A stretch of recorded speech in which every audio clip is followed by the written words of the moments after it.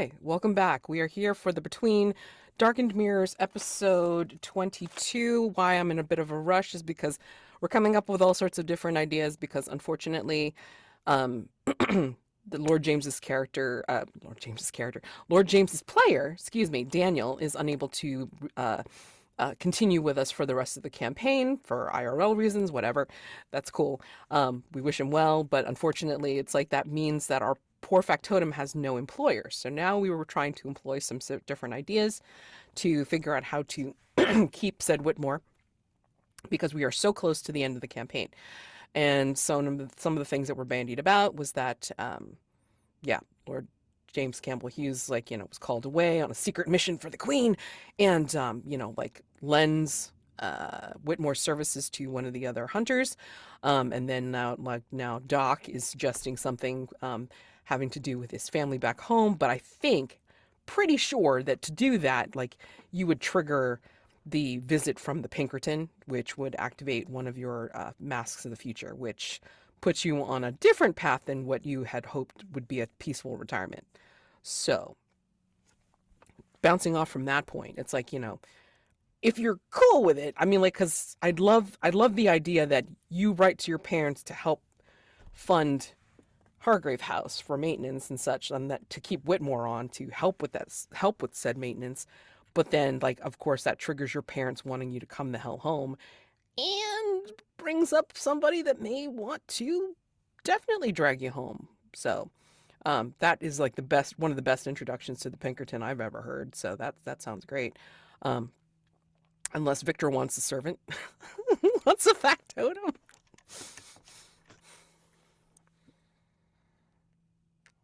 I think I'm okay with anything. If we need, I was thinking about it. It's like if Whitmore needs it'll be interesting because I don't know if Victor really would acknowledge a factotum really, especially with the Mask of the Past he's done before. Mhm. Um, Oh man, that could And the fact that complicate things. and the fact that it's very clear that Whitmore either can't or is reluctant to fight. yeah, not just that, but Victor's if Whitmore wants to just hang around Victor more and be his factotum, Victor would just won't acknowledge him as a factotum. He'll just be kind of deal. He'll just be like, oh hey, it's Whitmore. Yeah. Like if there's monsters show up, hopefully Whitmore survives.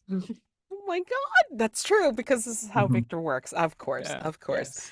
But I love either one. So whatever you want to do narratively, especially for Doc, because I can picture Pinkerton being, the last mystery the last So, threat that you handle. If you want to do that, you don't have mhm. to because So, Bob, I know you had reservations about the eventuality of blood-soaked portal.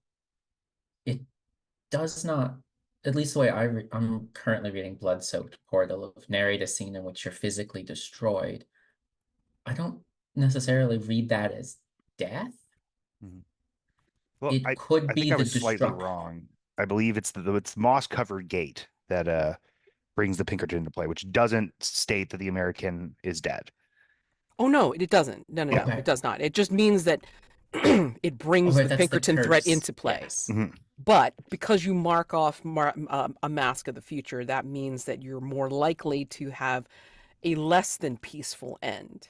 Mhm. So, but just know that Mhm. your end can be whenever you choose and however you interpret. Sure.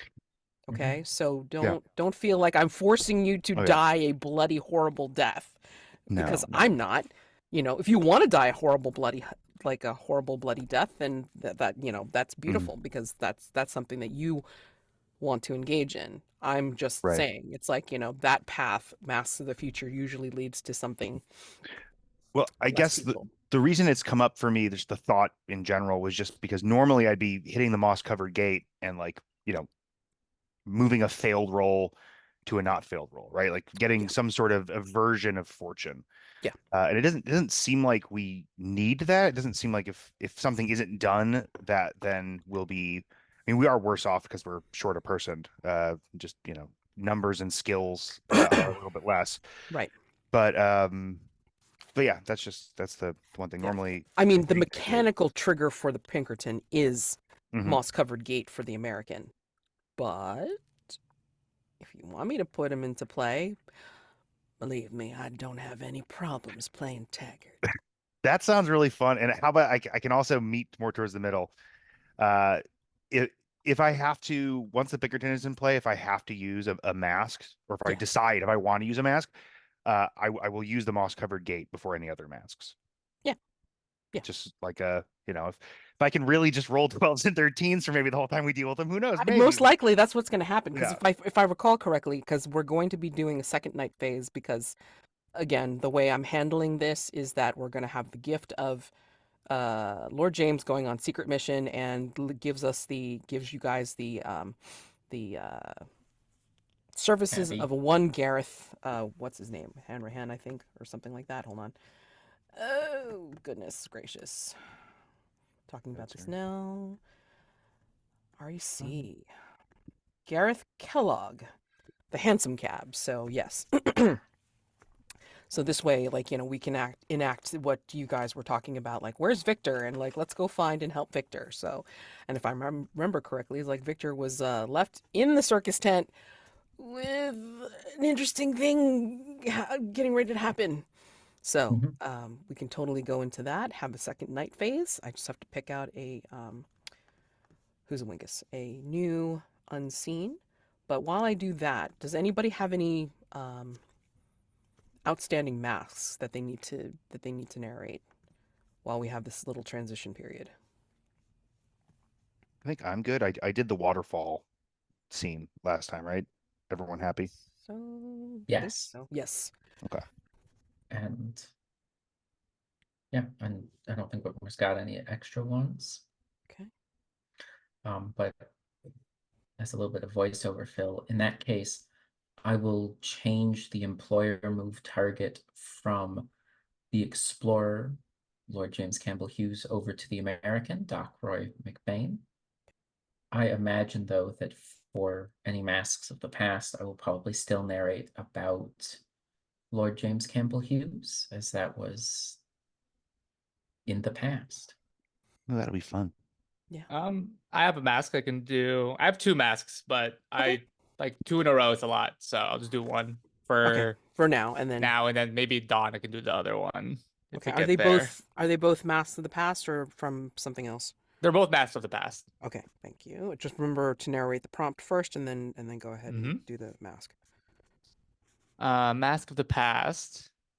Narrate a flashback to where you watch the beast destroy the family member that understood you the most. I think what we see is Victor, his old factotum, the Armstrong factotum. I can't find his name at the moment, but basically the Armstrong factotum who Victor really formed a bond with. He is kind of just like walking down this dark hallway with him towards this like there's like a door at the end of the hall with a very bright light. And Victor goes, I have told you that I won't go on any more missions with you. All right? This is the last one. Just need to stay home at the castle. You don't need to keep doing this. And then the factotum turns to Victor and goes, Victor, this one is very important to me, and you were the only one that can really work with me on this one. I couldn't trust anyone else. Please, just this final time. And then Victor goes, fine, fine, this final time, old friend. And they walk through bright lights. And standing next to the factotum, Victor looks down at a bloody, what looks to be like a medieval medical table with also the body of the factotum just splayed out, almost like an autopsy. And Victor is just shocked. in awe of what he's seeing, not really processing what's happening. And the Armstrong factotum that's with him speaks in a different voice and goes, "Well, Victor, you haven't been really searching for me for a while now, and I've really needed, I guess, to motivate you again." And he turns to the factotum who's speaking to him and whose face has changed. The bald man with spectacles just looking at him, and the bald man will go, "You are one of the few people of the great families that I've truly been interested in. Yes, yes. No, I am not just a boogeyman, Victor. Yes, I am real. Your families, your parentage, say I'm not real because your pride as the great families would force you to try to seek me out. And too many of you scions, young scions, would die in the process, and that won't be good for any of them. Now, but Victor, I need you to keep searching for me because you've piqued my interest more than any of them, really. You've been able to not die by my hands multiple times now." And he goes up to the factotum's body. "I know this is probably the one you cared the most for. You got stronger because he got hurt. Ah, how sweet, Victor, how sweet. Well, Victor, he is now dead, and I am yet still alive. Choice now lays before you, and I'll be waiting, Victor." And the man kind of just like walks out of the room, and Victor is just left staring at the splayed out body of his old friend. Damn. Okay. I don't know if Whitmore or Doc want to just kind of recap what they remember from last time before we get to the action of the new night phase. We had a very successful, I'm going to put an asterisk next to successful foiling of the Wraith with a kind of very feelings-based plan. If I may say, we're trying to like, um, and I think that we might be able to go into that more because it was Whitmore's plan in more detail, but it was a kind of like putting on a performance to goad the spirit and reconnect it with his past. We landed on this, if I'm not mistaken, that he was the parent of the actress who's been kind of at the center of all of this uh kind of mysterious violence. Um and yeah, it went well. There was at one point I think Doc had to dive to get her out of the way of some falling sandbags or some other form of like railing, but largely successful. Yeah, we defeated the Wraith, and then Whitmore, on while escorting Joshua Cross and Melody Bain, who were invited as extras in the play because we needed to essentially build a theater company overnight, and Lord James Campbell Hughes isn't the only one with connections. Whitmore would be very proud of that. We realized that Melody had a cloak of winter melancholy found in the ballroom of Hargrave House that she's unable to take off. And Whitmore and Melody confronted the mastermind, and it appears that something more sinister is planned for that cloak, or at least the wearer of that cloak. We shall see, for sure. Well, I think in the hubbub of all this happening, where did Doc go after taking care of the Wraith? I mean, like Whitmore was walking Joshua and Melody home, but where was Doc? I think Lord James Campbell Hughes and Doc either on the stage or like we had left the theater and we're in a side alley when Yeah, Lord James Campbell Hughes remarked, like, "Where is Victor?" And Doc went, yeah. Whitmore and I were talking about that. We're not sure. Okay. All right. So basically, I think that um, when you muse over where Victor is, I think this is where Lord James is going to call upon his contact. You don't really understand like how he does it, but he just does. And then there is a beautiful, handsome cab that rolls up, well appointed. It has like ornate initials REC emblazoned on the side, and there's a fellow in a tartan coat, very deferential manner. He'll like do this little bow and kind of like this little clip of his shoes. And when he comes up near you, I think you'll be a little bit comforted, Doc, because he smells a lot of horse. Okay. And Lord James will introduce him as, this is Gareth, uh, Doc, and he will be escorting us or bringing us over to where I believe Victor is over at the circus. I think Gareth knows many ways and byways. I think we can go ahead and pick up Whitmore on the way.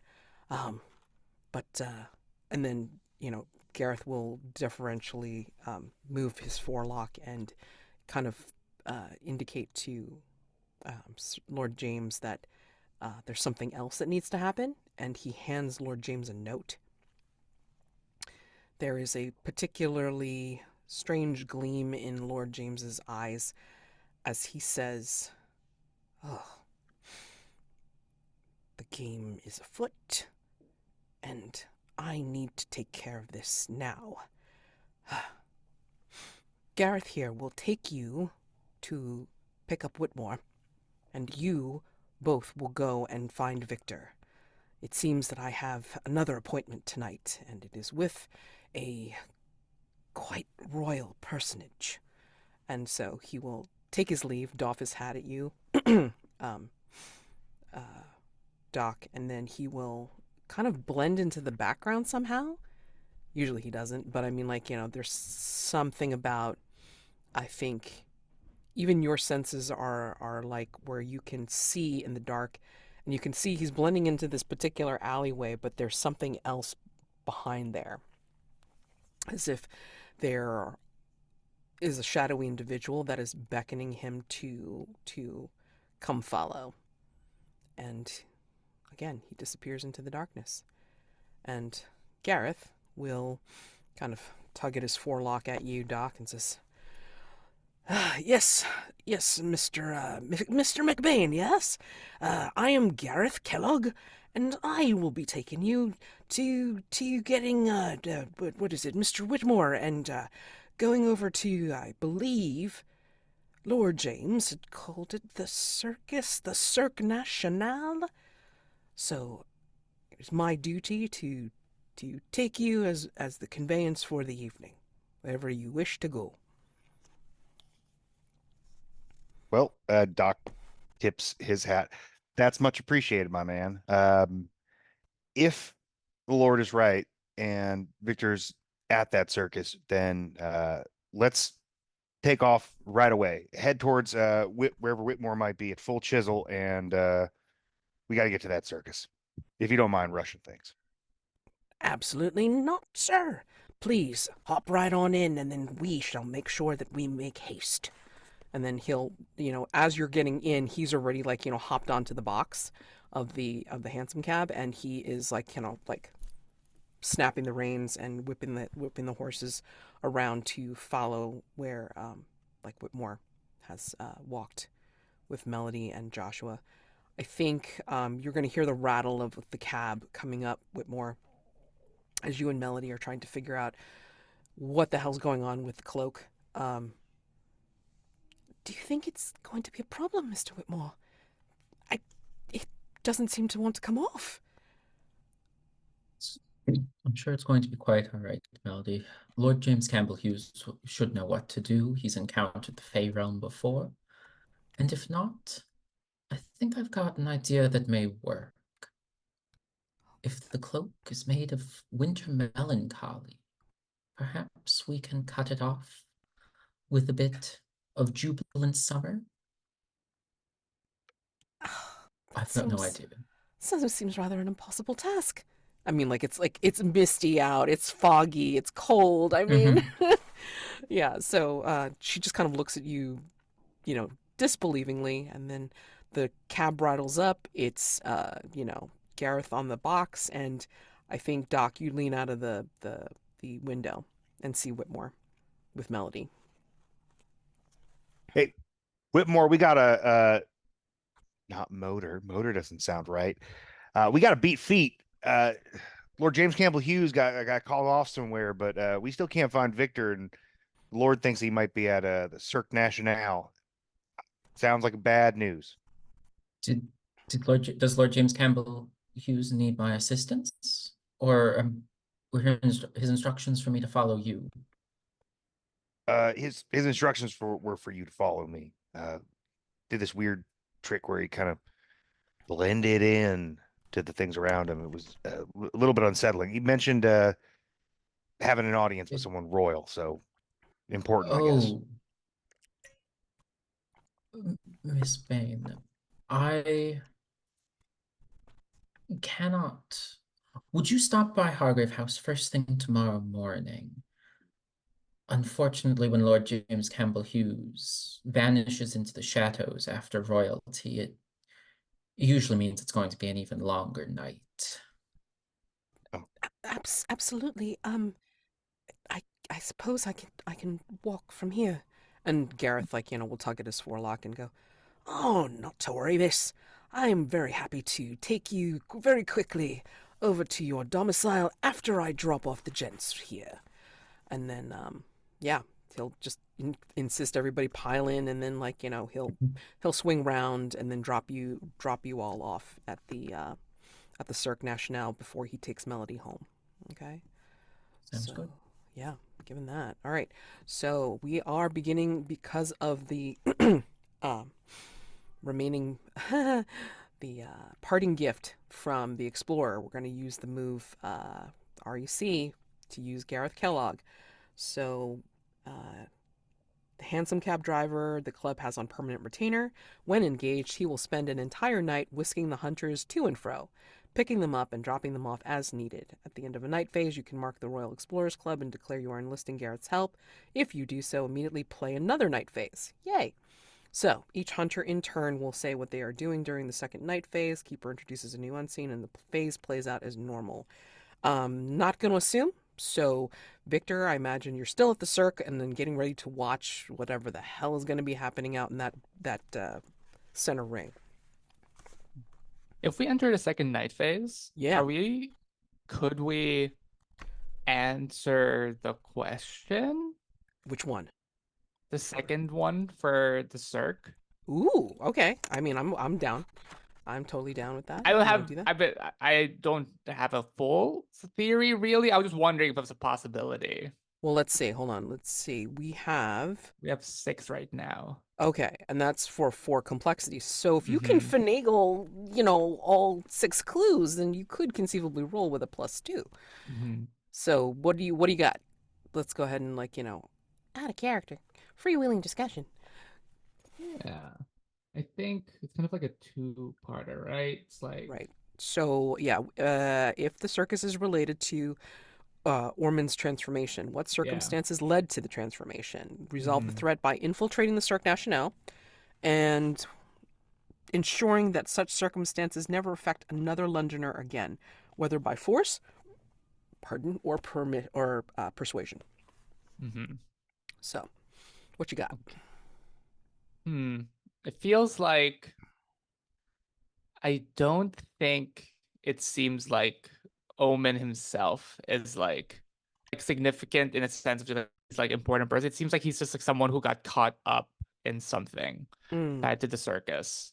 And he just happens to be like a very specific, like the circus feels like the kind of like occult people where you need like a very specific type of person or sacrifice kind of deal in order to enact some sort of like magic, like a transformation. Right. Um, so it seems like the kind of person Omen is, based on the clues, is like the lovers shows up a lot, conjoined couple, four arms, one head, two faces. Like someone truly like in love seems to be what the type of person they need.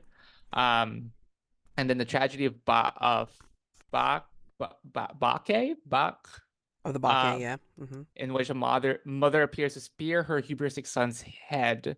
I think the circumstances is I think it's the classic truly two people truly in love, but um Tulsida's mother doesn't like Omen for whatever reason. It's like the kind of person that they're looking for. Like someone in love, but their mother like it's just a very strange, specific kind of person. And then the circus, I think, just really needed um like acts, right? They needed a giant insect. They need like just like weird things to keep people coming in. Um and also probably like animals to like do bad stuff with also like a monster beetle monster stuff to like use on or whatever they need to. And for that, storms and animal attacks, dung beetles construct a small home for themselves. That character, from child to man to elder, it's very like transition, like transformation. I think the circus like likes to maybe it's a collection, right? Like a collect, like someone in the circus loves like a menagerie of things, and they like to so there's another insect in the circus too, like the spider, Mm. and maybe it's like different forms of like maybe like different stages of um love kind of deal, like different circumstances. Like this maybe that spider is someone who just found love very recently, and they collect that type of love also. And like yeah, I think that's like there's like a collection of these animals back there of people just caught up in this whole thing. um and I think the knuckle bones of Saint Augusta is probably they use some sort of like religious ritual, whether it be like from an actual religion or a some strange occult one. It has to be something significant in that way. So yeah, so the first three clues on the bottom kind of just like saying that like yes, it's very specific kinds of lovers gets taken by the circus. There's a collection of them. And then the dung beetles and the side character transitions is kind of just like clues about the kind of transformation that happens. The transition is kind of just like means transformation, and the beetles kind of hints at the changes to like an insect or a different kind of animal. Then the knuckle bones is like how the ritual happens. They use items of significant religious to kind of just like power the ritual in some way. Um, I've kind of been vamping for the past 2 minutes now, so if anyone have anything else to add? Sorry. One thought on just changing the knuckle bones Mm-hmm. into a how we resolve the threat. Yeah. Since the knuckle bones ward against storms and animal attacks, Mm-hmm. what if the knuckle bones are required to keep the beetle, the spider, the other animals that they've acquired docile and to prevent them from being Oh, able to attack the fun. circus? By us taking the bones, Mm-hmm. the animals will be able to destroy the Yeah. circus, preventing the circumstances from this Mm-hmm. transformation ever happening Happening. again. Yeah. There's probably like artifacts somewhere we can like destroy or take, and it will make like basically set the animals loose on the circus. Oh I'm boy. very down for that. I can vibe Oh with animals. yeah, this could be very, very, very, very, very exciting. So we'll see. Okay. So given that 1, 2, 3, 4, 5, 6, vamping, whomever, I mean, again, you know the drill. All right. 2d6 plus 2. Yeah. All right. Let me give it a shot. Okay. That is gonna be a 9. 9. Okay. So, you are correct. It is a ritual that you have to disrupt or steal the relics from, so they cannot try to encourage or process these transformations in these specific circumstances. So it will be dangerous, because why not? You could be in the middle of danger right now. We don't even know yet. Yeah, we can say that if you want, like this upcoming night phase, it's like, if you want to resolve the threat, you could try for sure. Okay? So, given that, uh Whitmore and Doc are dropped off and, here at the Cirque. Is there anything specific that you want to do? Like he just dropped you off at the Cirque because he wants to drop off Melody. Like, was there anything? And there's still people milling about, regardless of what's going on in the big tent. So, is there anything you want to do before you go and see where Victor is while you're here at the Cirque? As much as Whitmore would love to attempt to win a prize for Lord James Campbell Hughes, Whitmore would know that finding Victor on a direct order is more important. Right. Yeah, Okay. Doc's beelining for Victor. Okay. Now, keep in mind, because nobody's done it yet, nobody has activated the Mask of Transfiguration nor the Mask of Brooding. So those are still on the table, just in case you need them.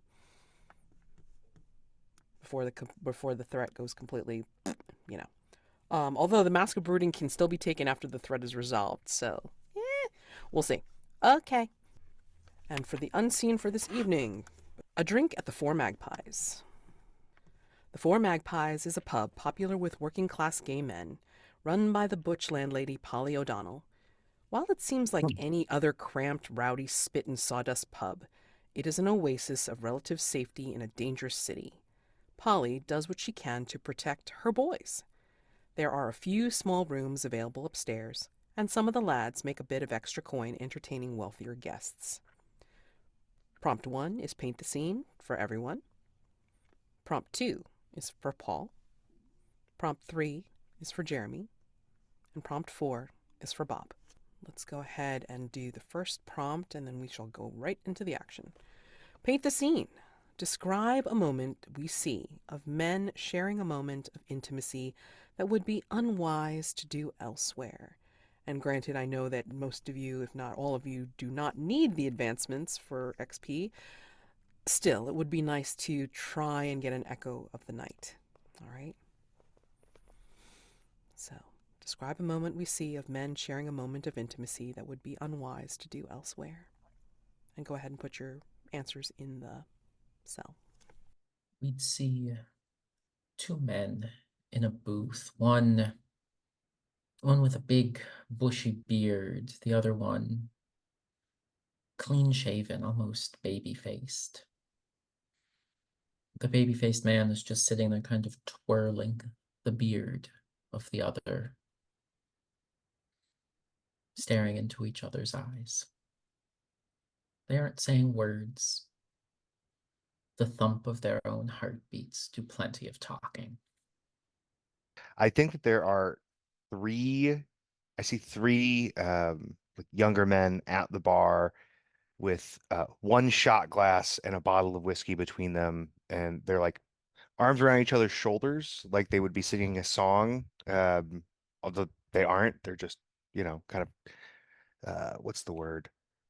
Arm in arm like that, and they're like talking animatedly, slapping each other on the back, and they keep pouring shots of whiskey from the bottle into this one shot glass and then pouring them for each other, as one might.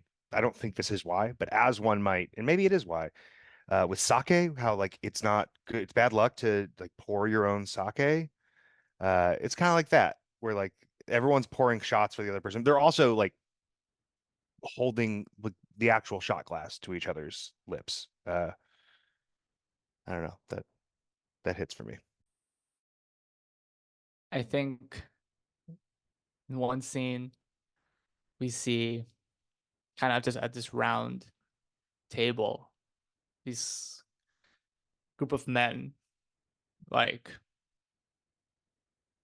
I think just like having like a book club, and one man is um reading the book aloud, and he was just like, I think he said something like, this chapter is my favorite chapter. If you all would just allow me to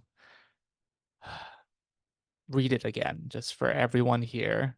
And then he reads the chapter, and his voice fades out in the background, and we just see these other men holding the same book. Just like one of them is like an ugly crier, just like lip trembling, snot everywhere. One of them is um, very uh, subdued, just like one tear comes down, and the third man just off screen, just like hands tissues to everyone else. As you, Whitmore, and Doc approach the big top, I mean, there are people, of course, along the not alleyway, uh, that are like flanking, of course, with a lot of different games, hawking their wares, and just kind of like calling out for you to come and play. Like, try this, win a prize, try that, get something lovely for your love. And yeah, like you just pass different folks around the Cirque. I think you will even see, as you make your approach to the big top, there is a mime there that is pantomiming your battle, your adventure over at the Palais de Gaieté. They slip a mask that looks like a sock and buskin mask over their particular mask, and they are doing the gestures that you saw the wraith do, and you kind of like see them switch the mask a little bit, so to as if they're Lily DeVere, and then another switching of the mask to indicate maybe Doc and his dive to save Lily and such. But he's doing all of this, but I want to know, how do we know that he is mocking you? How do we know that he is mocking you? There's a mask on the ground. He hasn't touched throughout the entirety of his performance. The mask looks like Whitmore's face, and he occasionally steps on it as he continues to indicate that Whitmore had nothing to do with the actual play itself. That's ice cold. Since Doc's dive was mentioned by name, and because it's the first thing I thought of, clearly this is an experienced pantomime artist, and I think when you're talking about kind of like circus arts, clowning pantomime, that also involves being a pretty proficient tumbler, bordering on like acrobatics. And I think that it becomes then very purposeful that when this pantomime artist is pantomiming Doc's dive to save Lily, that it is not graceful. There's no like quick rolling out of it. He essentially belly flops on the ground, almost to the point where if you were watching as an audience, you'd think, oh, he's clearly made some mistake in his act. He looks like he's hurt himself very badly and is kind of squirming around like a bug. And Doc, in the back of his mind, goes, that's not how that happened. That didn't happen that way at all. Grumbles. Little bobcat sideburns kind of twitching. And Victor, I think in the big top itself, this is where you are seeing not casket, the box that Uman, in his current state, very, very flat carapaced state, is in the box, kind of squirming or moving around. And then that other taller box was being opened, and you saw, I should say, the legs kind of like just kind of coming out, and then thrusting this person into view. And next to you, Lady Matilda is clapping wildly. It's like, ooh, ooh, more, more, more. How thrilling. And her companion, Clarence, I believe, is just writing furiously and just breathing. So magnificent. Natia has outdid herself. Yes. And the spider person approaches. Bigger, taller, obviously. And it looks like they still have their two human arms, but this other legs have disappeared. It seems to have like fused together into this bulbous mass, and then out from that mass are these flesh legs, like as if the bones had been just wrenched out of the um, the skin, but then covered over in skin, but being very spindly legs like a spider's. And so there's four of those skeletal like legs, and then um, regular arms, very wiry, very very gaunt, and then out of their back is another set of arms, like as if bones were covered over in skin and then turned into these very movable legs. Right. And it looks like this person is approaching Uman in their crate. And their eyes look like they are black and red. And there's more of them. So not just the pair, but maybe like also another couple of pairs, like kind of almost going around their head. And they are intent upon getting to Uman.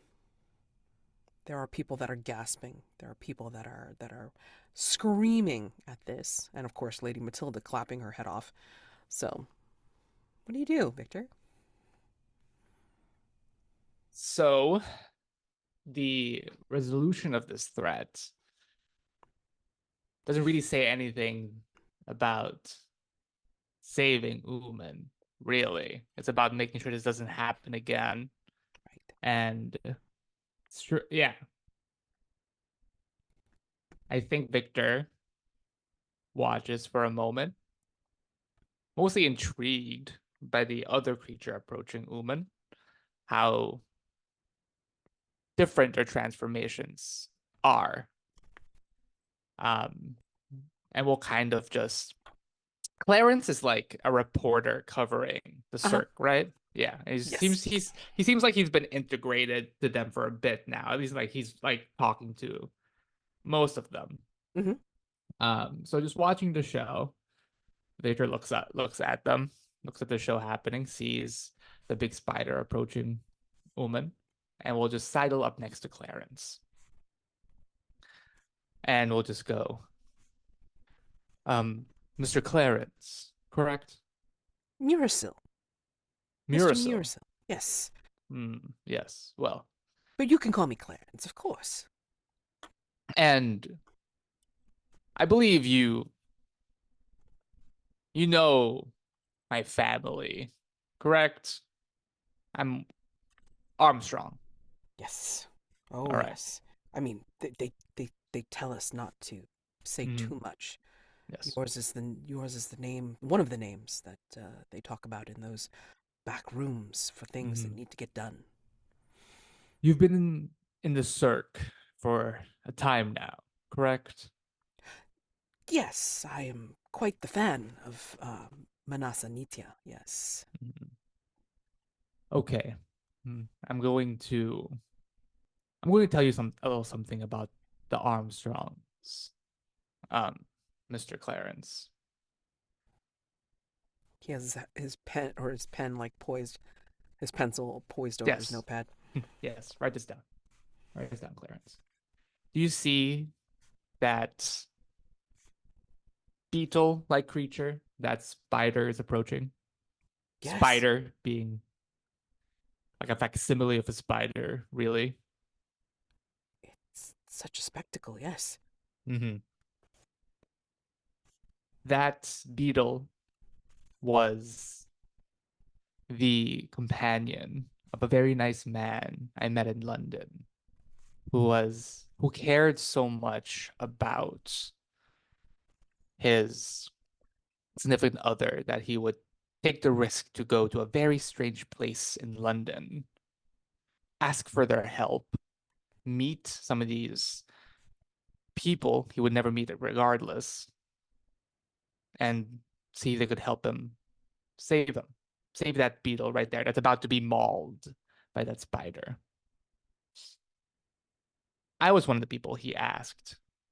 I was told his life story, their life story. And yet, I'm only here for one reason, Clarence. I'm here to make sure that doesn't happen again. If it means that spider creature is distracted enough by mauling the significant other of the man I met, that's fine with me. Because Armstrongs are only here to do the job. Whether it be that beetle or a nosy reporter, I usually don't care about the kind of things that happen to others around, as long as it saves the rest of the city. But you, Mr. Clarence, you have a special opportunity tonight. I will actually care about your life if you tell me where they are hiding the artifacts they are using to keep these animals under their control. Okay, so did we establish, I'm sorry, that he was like under want of privilege? I haven't rolled that. I'm either angling for that or a night move, whichever one is more appropriate. I mean, like, it sounds to me like you're like kind of threatening him a little bit. Yeah, for 100%. Yes. Okay, just making sure. Okay, so Yeah, I'm yeah, gonna yeah. say presence, like, to intimidate him, Mhm. to intimidate the hell out of him. For night move, yeah. What are you afraid will happen if you fail or lose your nerve? What I'm afraid will happen is there's no reason for this reporter to just be here, Mhm. just following around the Cirque. I am afraid, or at least like me, the player, is afraid that Clarence is actually already a creature of the circus and will attack um, Victor after he has been threatened by him. Yep, I think that's pretty safe to say. I think he will not only attack you, but I think he will be quick enough, even quicker than you in Mhm. his insectoid state. I think he's going to be quick enough to snatch up, say, and this may not even affect you, but he's gonna snatch up Lady Matilda and probably like. No, actually, you know what? Hold on, safety. Mhm.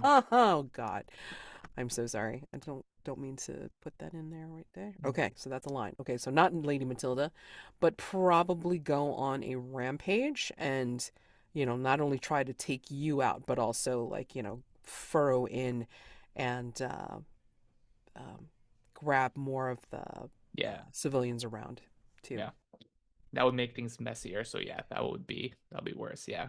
Yeah. All right. With presents, please. I will use my new throwing knife and just brandish it threateningly to get advantage. Okay. That's gonna be a with presents. How was my presents? 2. 14. Ah. Oh, and with that, because I said I was going to do this, give me a mo. I have a clue for you, but I mean, like, I'm gonna say it later. Um, yeah. So with a 14, you tell me like what happens here. With a 14, I think um Clarence takes a big gulp. We can visibly see his Adam's apple bob up and down. I think he even hesitates in the middle of his gulp, like chokes on it a little bit, and then like forces it down. Um, and then just like stunned, just looking at what's happening in front of him, he just tells Victor in a very like stunned, shocked voice, where he can find these artifacts. And most likely, these artifacts are going to be found like in one of the back tents, kind of where you were before. So, um, I think at this moment where Victor, you are intimidating Clarence, I think this is where Doc Whitmore, you're going to come into the big top and you're going to see the spectacle of Uman writhing in the box, and then like you're going to see that spider creature like come in and make to attack and possibly feed onto Uman. What do you Whitmore do? would Whitmore would nudge Doc. Well, we were given one task, and that was keep keep Uman alive and prevent this from happening again. So I think we got to do something. Yeah, I think you're right. Can you distract the spider creature? That, and Whitmore, without describing it further, would point at the half man, half spider. Would you distract that thing for a moment? I think I know how to stop it. uh, And Doc looks a little bit flummoxed. I'll kind of looks around. Just there's a big scene and lots going on. I'll have to do my best, Whitmore. But if you got a good idea, go for it. And I guess Doc um, starts. Well, if Whitmore has more to say, then all Doc right. won't leave you shit. A question for Mads about the Yeah. move. My person Friday. Okay. If I can disappear from this scene for a moment Hmm. and come back with the Victorian equivalent of bug spray. I imagine as a housekeeper, Whitmore would know exactly how to obtain that. Sure. If Sure. not, it's pulling out the facsimile of Victor's hatchets and going to town on the spider. Hmm. We've got a whole audience here too, right? Oh, Yeah, you do. I mean, like it's the big top. I mean, like oh, we this have is the to pull out spectacle the that axe. everybody came to see. That was on the Yeah. flyer. So, Doc, if you distract it, Whitmore would pull a hatchet almost out of nowhere. It looks like one of Victor's. Uh, I have one question and then a bad idea that I'm going to do if I love depending bad on the answer of ideas. the question. Sure. Are there any like so this is related to my remove the awakened soul, which I will just read up front so that Ooh. we don't know this going in. You are sensitive to the desires and behaviors of animals. When you encounter an animal, you may ask the keeper, "What does this animal want me to do?" The keeper will answer truthfully and completely. When you act on the answer or pursue a course of action in which an intuitive understanding of an animal's behavior would be helpful, any associated roles are taken with advantage. So that's the move. Is it safe to assume Spider Guy doesn't count as an animal? That's Correct. okay. Are there any actual animals? We're in the Oh big yeah. top. Oh yeah. Oh yeah. Yeah? Like there's basically like three rings here, so it is a three-ring circus for real. So central ring has the spider creature and Uman, but like on the other two rings, I mean like there's like what is it? There's two animal acts on deck. Hmm. I give you the What's the freedom of biggest telling. closest? You tell me. You Elephant. know. Okay. There's an elephant. They have trained elephants like they're here. Sure. Hmm.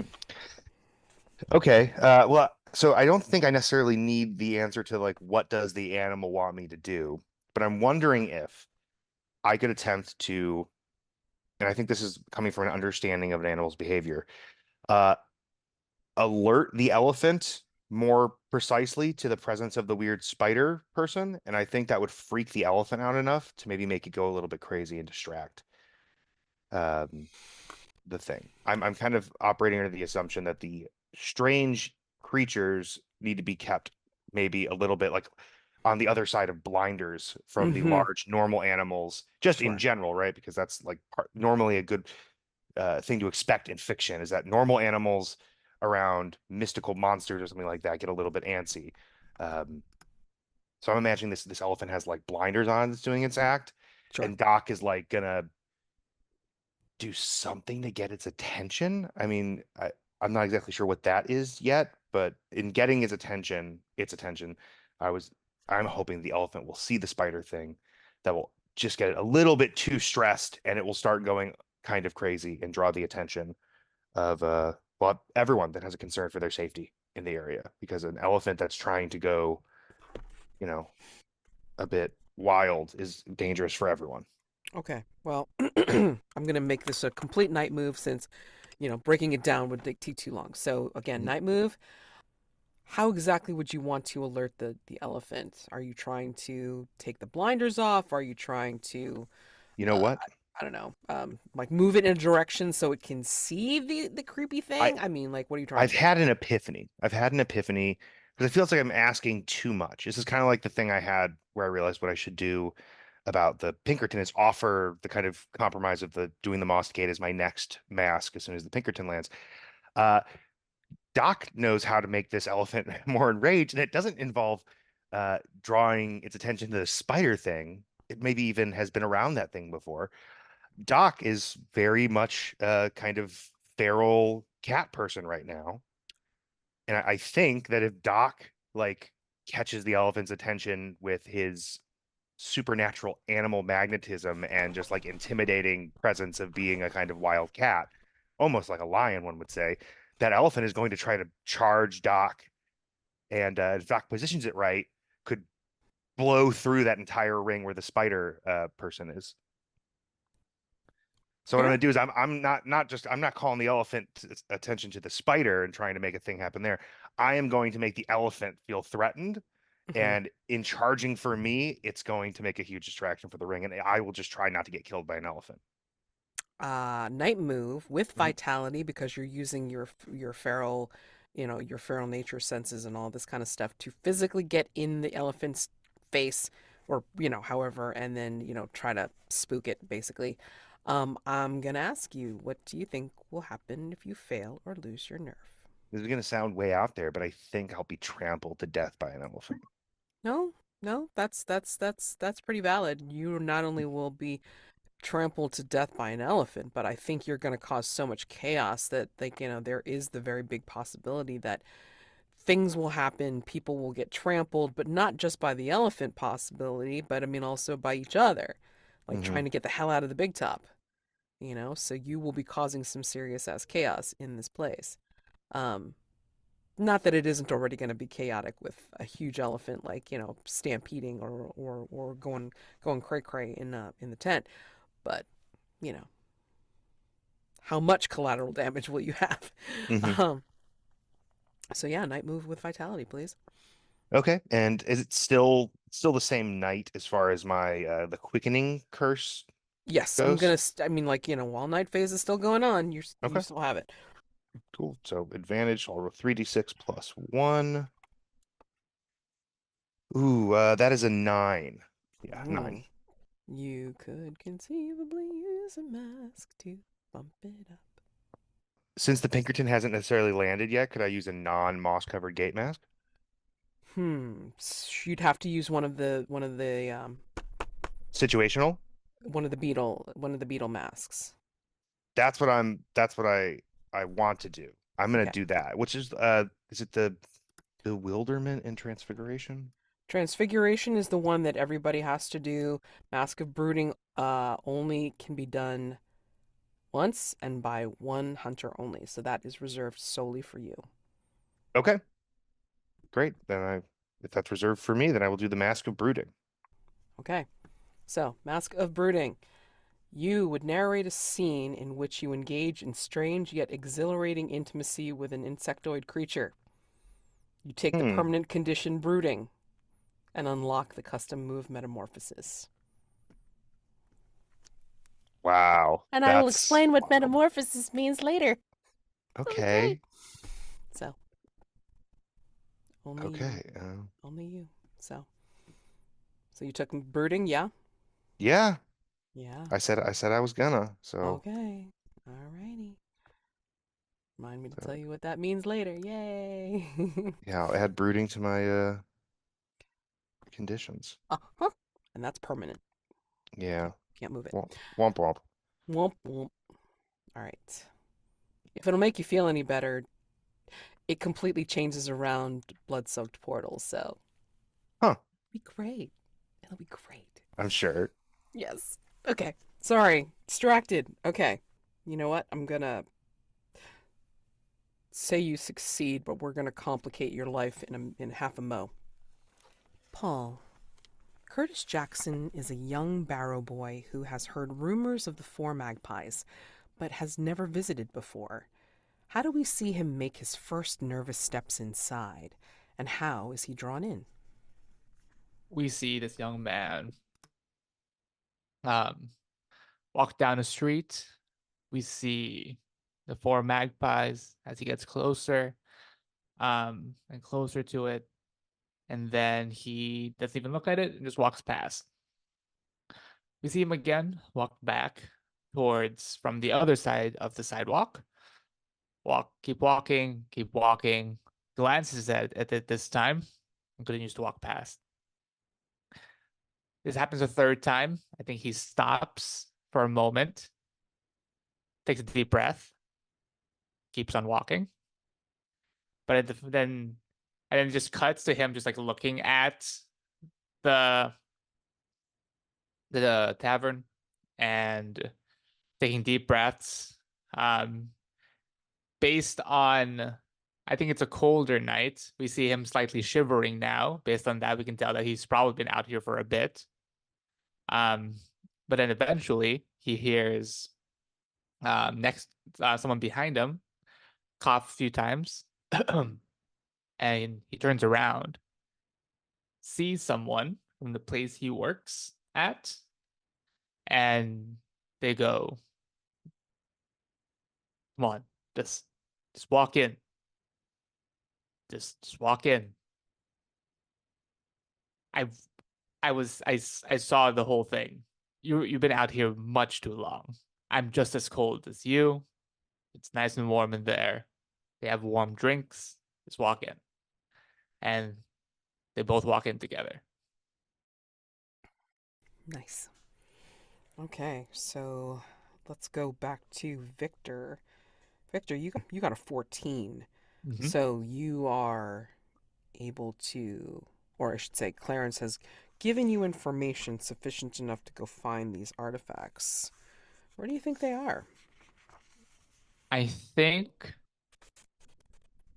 yeah, I think it will have to be the equivalent of like the probably the ringleader. I forgot her name, but she probably has like a tent to herself, and she Mhm. probably just like has them displayed in her room. Yep, it is with Manasa Nitya. Mm-hmm.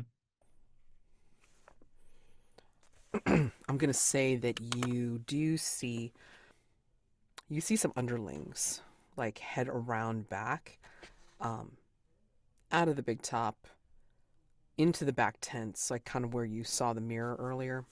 Mm-hmm. And then they kind of like, form some kind of like tent maze back there of like small passageways slash like tents.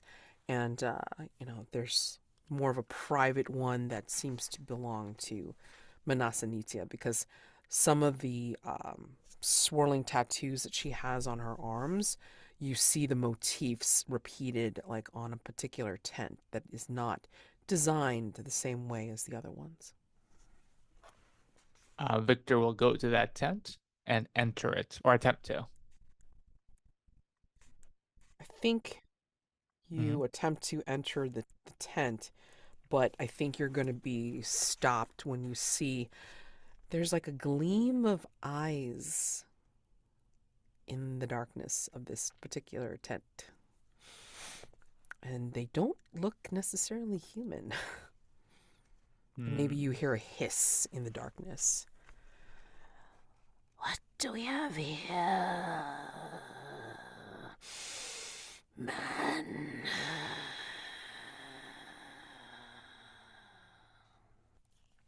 Victor will stare at the eyes in the darkness and will go, I wasn't tasked to kill you in particular.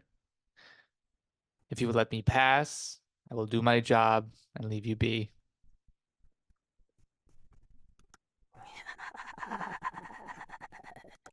Why should we let you come in? What is your payment?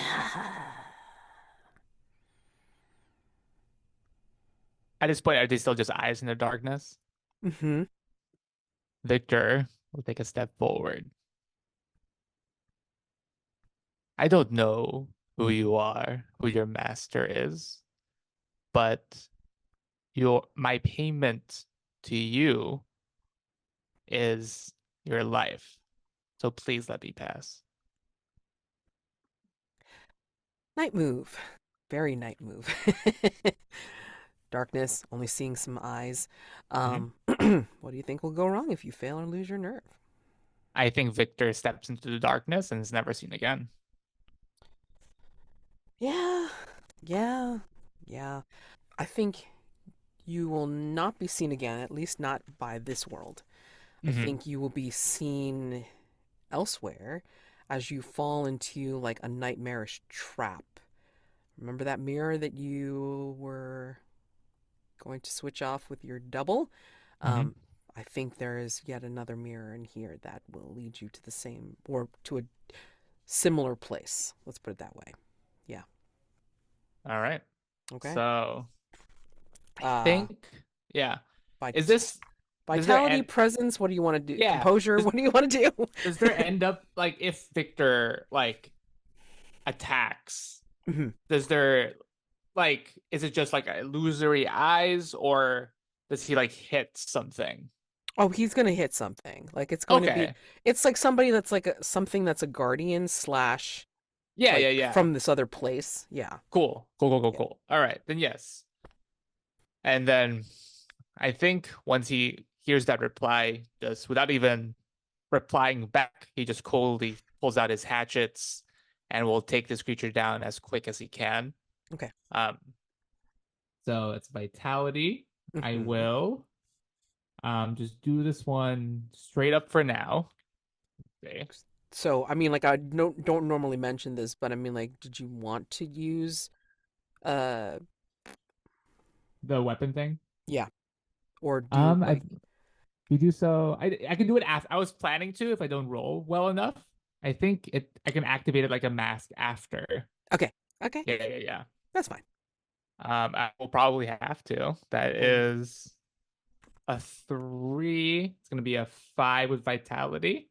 So I will mark a use of the uh of my weapons. If you do so, you can increase the result of a tier of a single roll die connected to that combat as if you had invoked the Janus mask.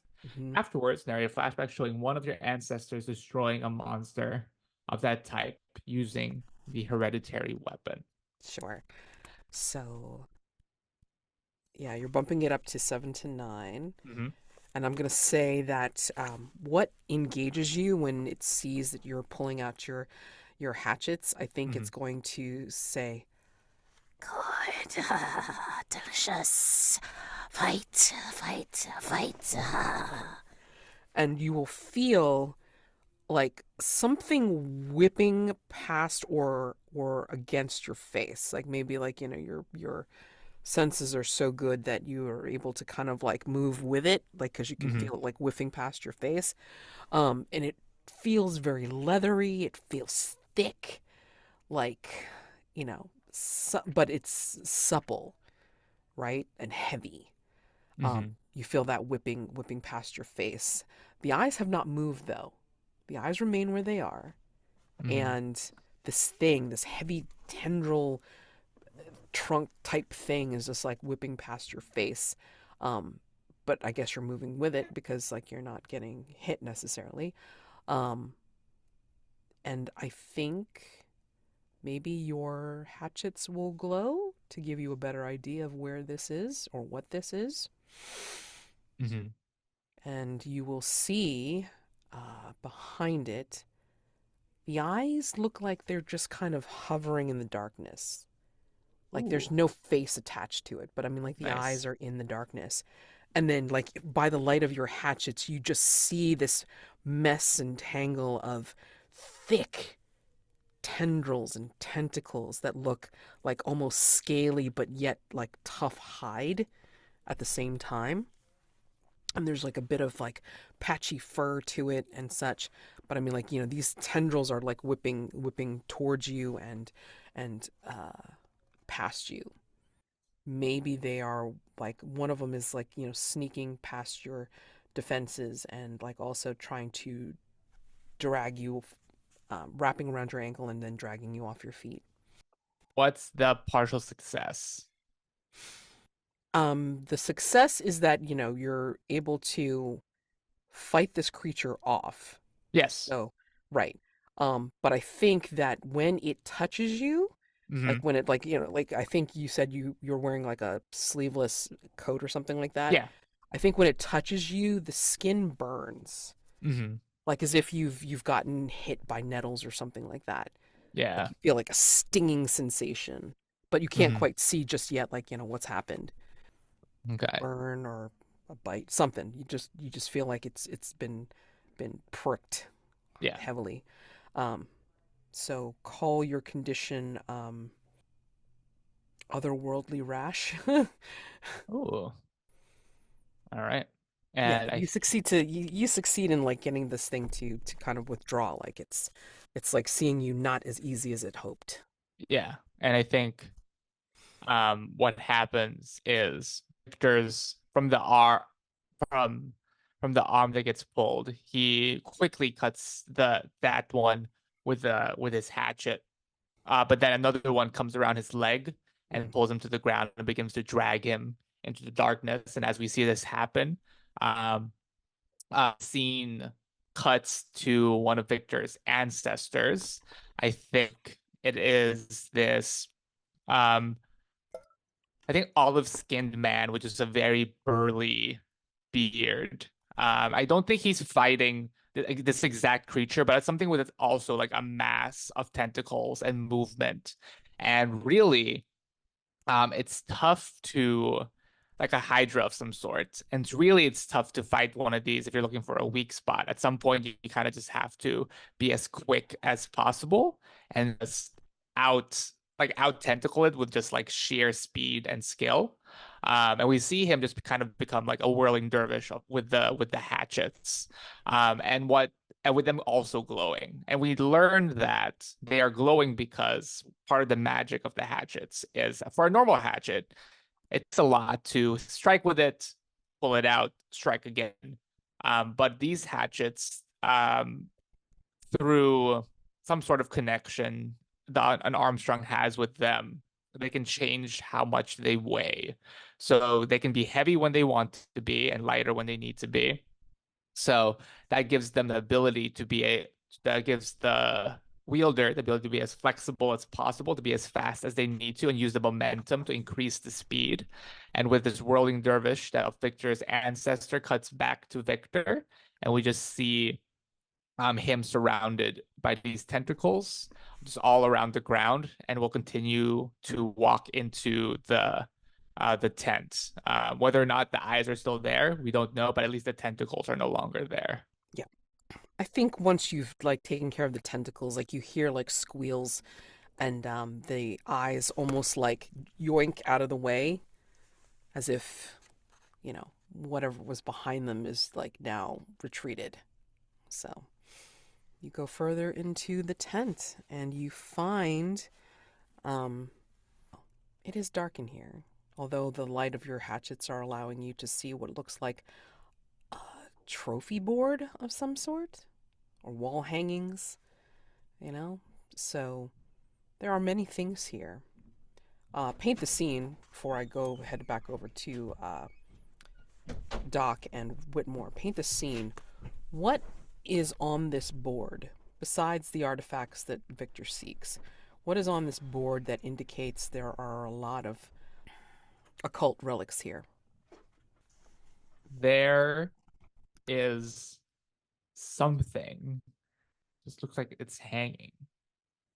Um, it's bright by itself, but the light from it doesn't seem to radiate. Like if it was in a dark room, that's the only thing you would see. Much like right now.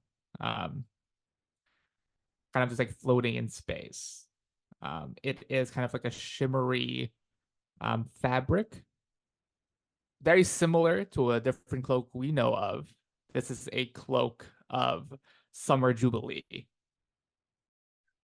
There'd be a world map with pins at the various locations that the circus has performed at. Only it's got continents and countries that aren't of our world. There's the city of Eastbone, the continent of Broken Dream, and pins placed in each of these locations, showing us where the circus has been. I think there is a shiny metallic. It looks like something like tin foil and gold foil crafted into the shape of a butterfly that's pinned to the board, like you would if you were like setting up an insect to be pinned for display. Um, but two things are odd. One is that it seems to be struggling in its pins, and two, as it struggles and like tries to seemingly like pull its wings out so it can flap them, like little motes of what looks like opalescent fairy dust are falling off it. So, Doc, you have rolled a 9 on this. Mhm. Or Uh, what is it? Goading the elephant? Is that what I'm hearing? Or yeah, what I and heard? I use the mask too, so it should be like a order of magnitude higher, right? Oh yeah, yeah, yeah. Okay. So, so you are invoking the moss covered gate. I mean, No, not we. mask. But brooding, mask and brooding. Yeah, I when I said I would, I didn't realize I would get a weird bug thing, but yeah, why not? When in Rome. Just remember to, um, try to think of like what you want to narrate for later. Okay. So with that, that has bumped up to a 10. Great. So tell me, what happens when you goad the elephant?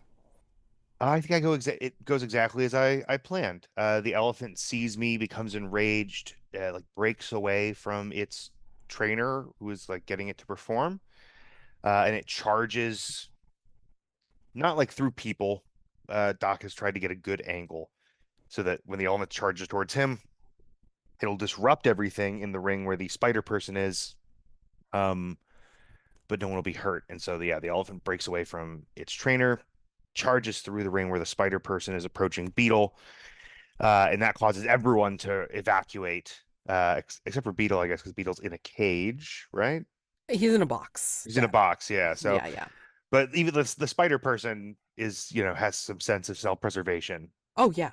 and Oh yeah. splits. And then Doc like does his best to disappear on the periphery of the tent, lose the elephant's attention as quickly as he gained it once everyone starts to kind of retreat.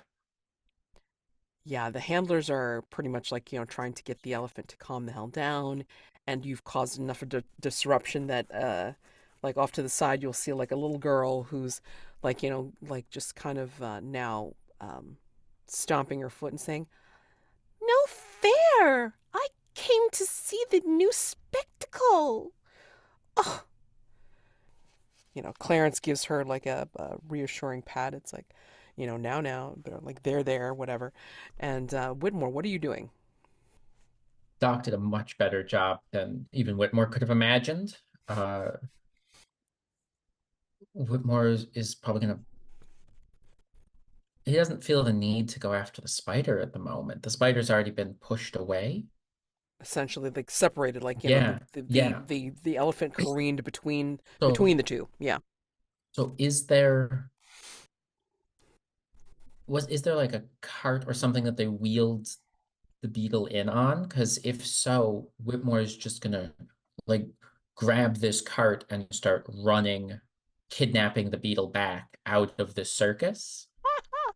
Well, I'm they not. pulled it away, but Mhm. I mean, like, you can always grab it again and then just Yeah, kind of haul ass and Whitmore's grabbing the cart and almost Scooby-Doo style, um, running away, legs pinwheeling like as fast as he can, trying to push this heavy box with the beetle in it away.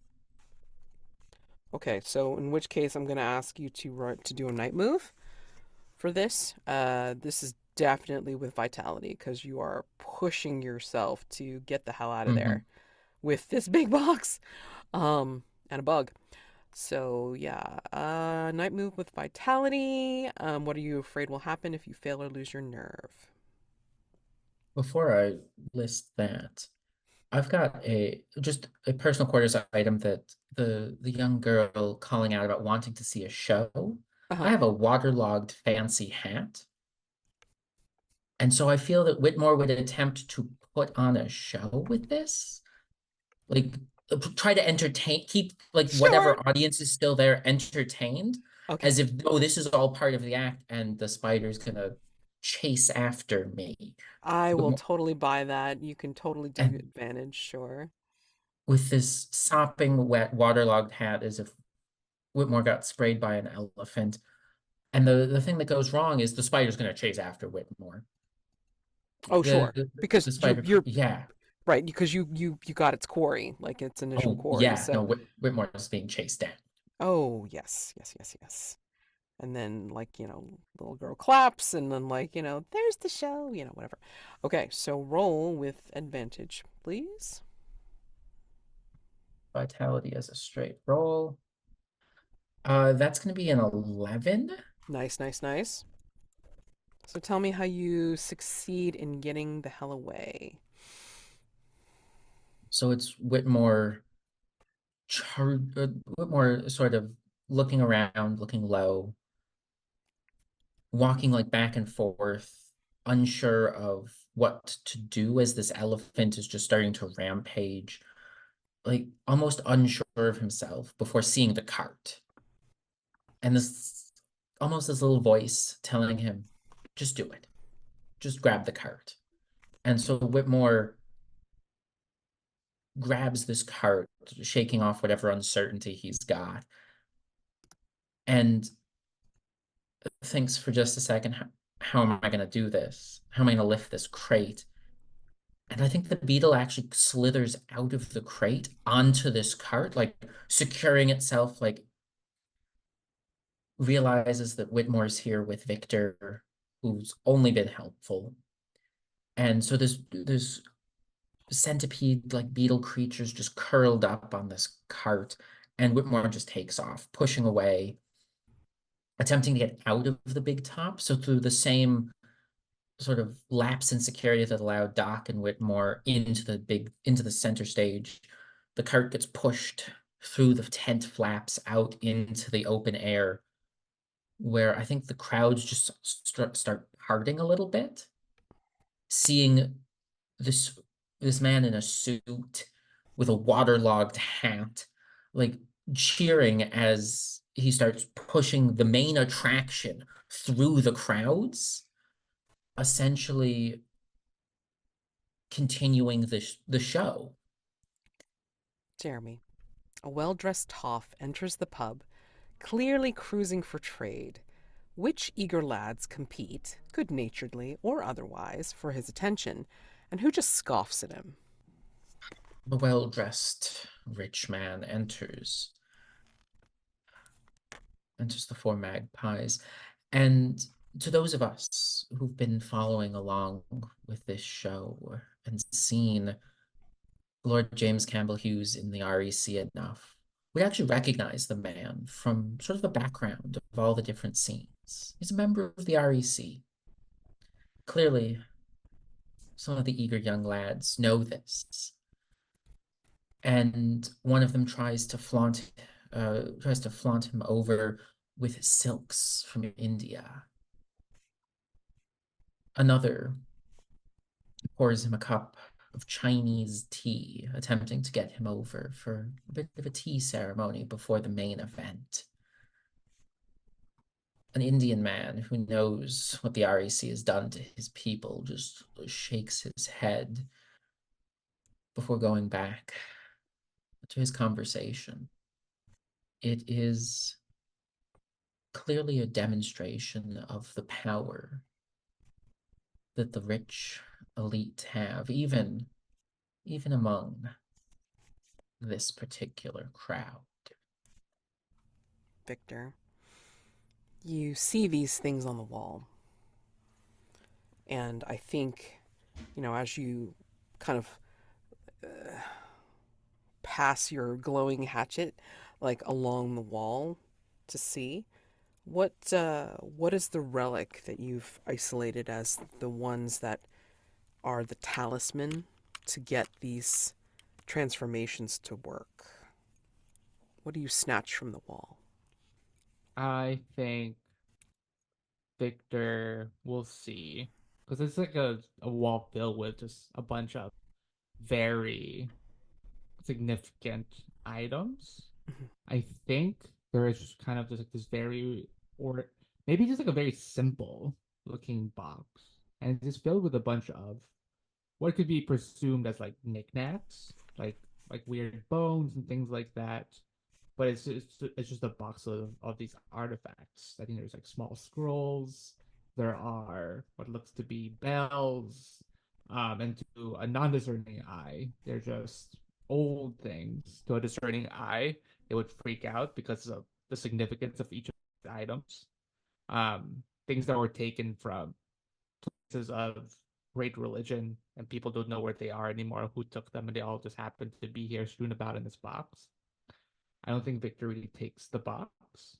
I think Victor will just light his even more dynamite, drop it in the box, and just walk away. Okay, then. Interesting. And I think at this point, considering all the hubbub, I'm going to say that Manasa Nitya herself Mm-hmm.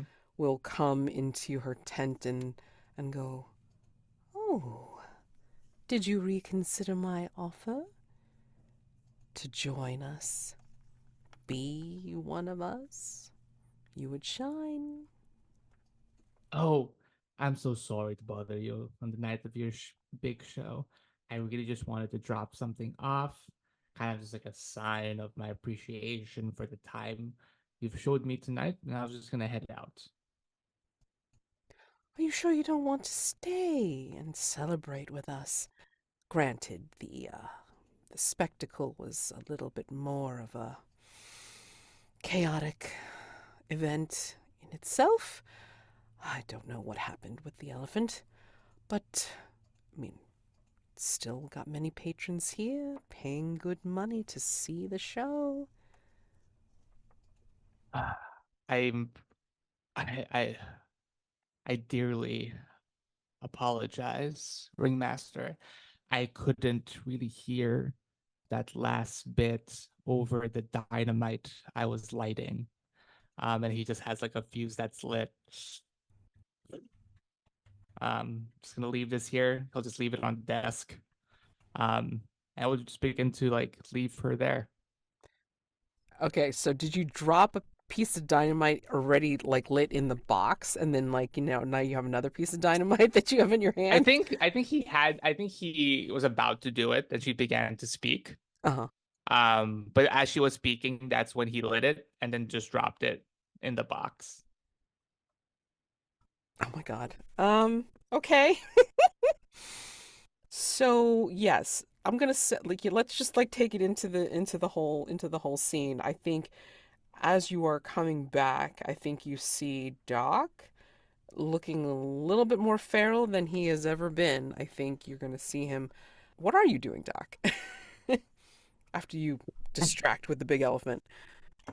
That's a good question. Once I've escaped the ire of the elephant, I don't know, walking along, trying to look casual, I guess. Find another way back into the tent or find Whitmore or find Victor, probably. Well, you lost track of Whitmore because Whitmore has Yeah. already like made his grand parade of Oomen like outside of the tent. But I mean, maybe at this point you see Victor coming from the back and like Yeah. kind of just strolling along. Victor, what do you say to Doc when you see him? Hey, we got to go. I dropped some dynamite.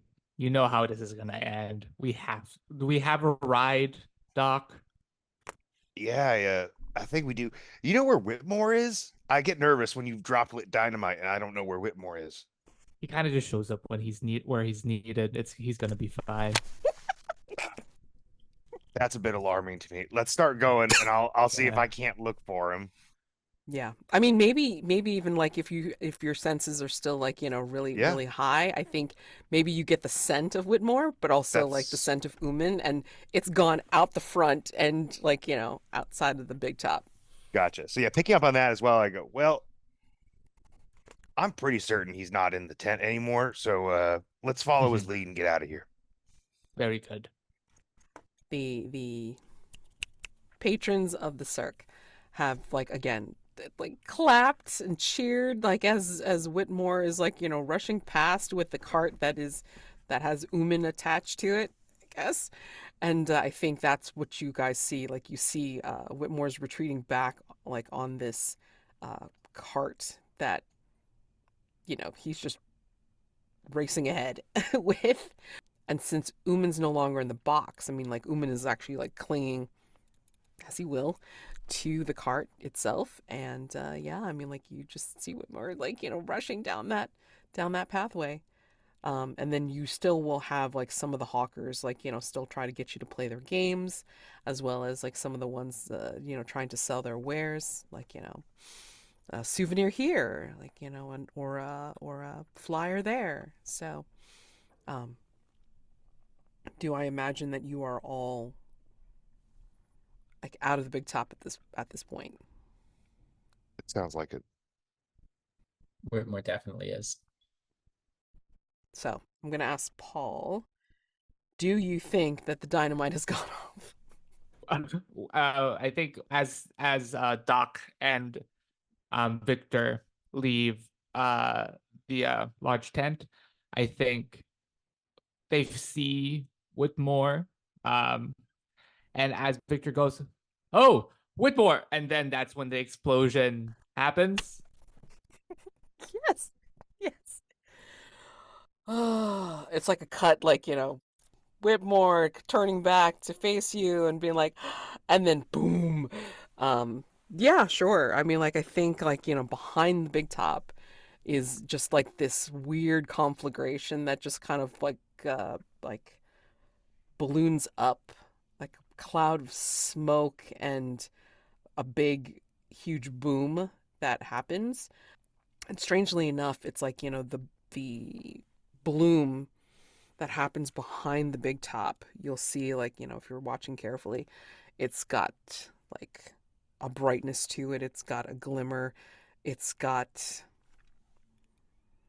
a sense to it that is not just smoke. It's all different colors that poof out from behind the big top. There's nobody that chases you, but the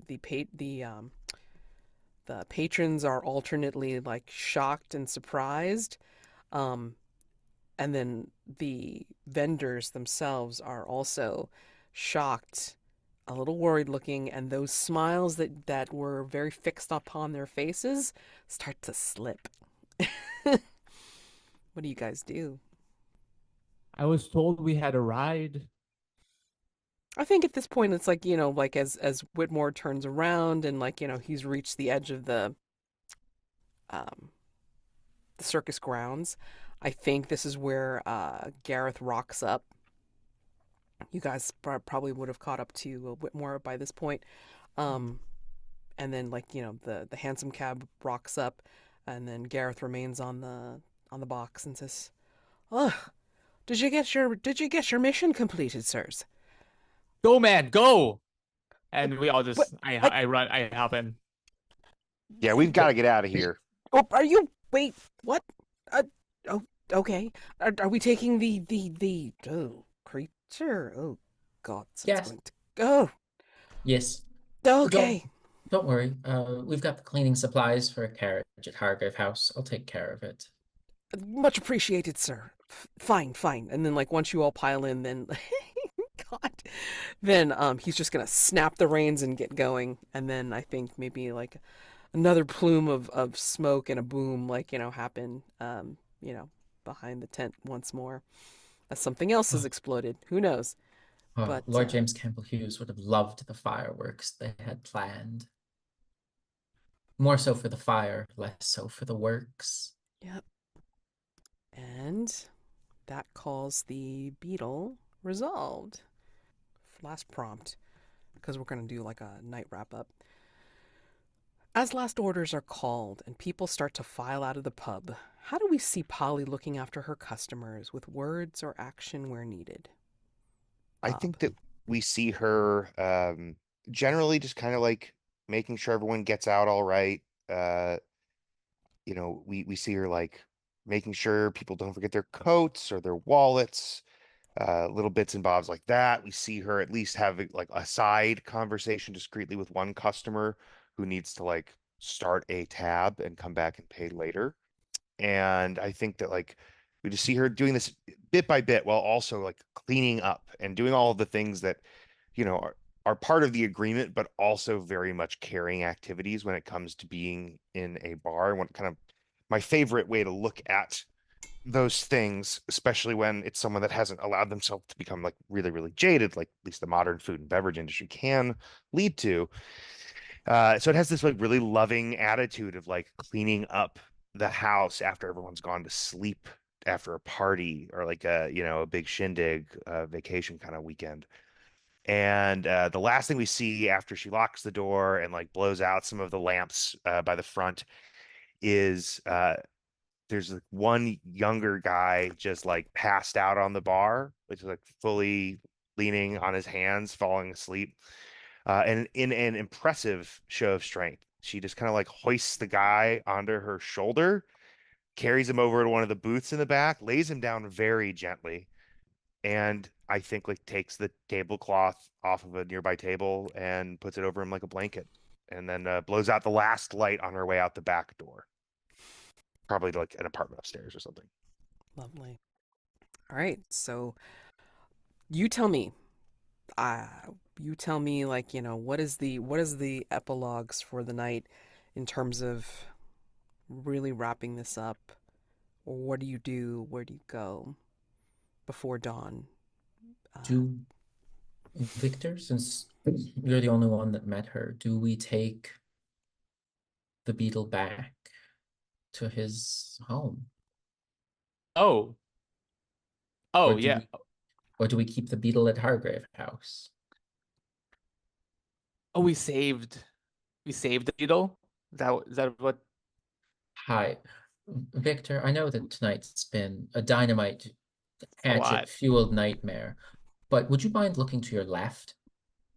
Just do me Oh, the favor. sorry. There was a bunch of weird It's all, insects it's all right. at the circus. I can Um, only imagine what sort of day you've had. there. I think what would be best is if I don't know if, and then like he'll like lean towards the two other Hargrave House members. Hey, I kind of just blew up a bunch of things. I don't really know if that's going to reverse any sort of processes that's already happened or has been happening. So either we return Uman to his significant other and they figure it out there, or we keep him at Hargrave House. If he transforms back, good for everyone. If not, we can figure out what to do from there. Uh, Correct me if I'm wrong. Does Uman still possess the ability to speak human language? I haven't asked. I guess Doc turns to Uman. Hey, Uman, can you speak?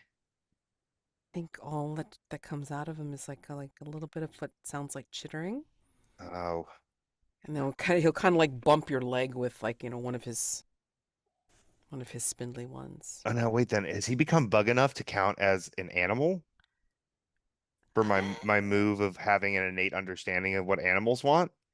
Oh dear. Do we stretch this out for It would be a insect? I it mean, would be a I stretch. mean, Woo! I can't deny.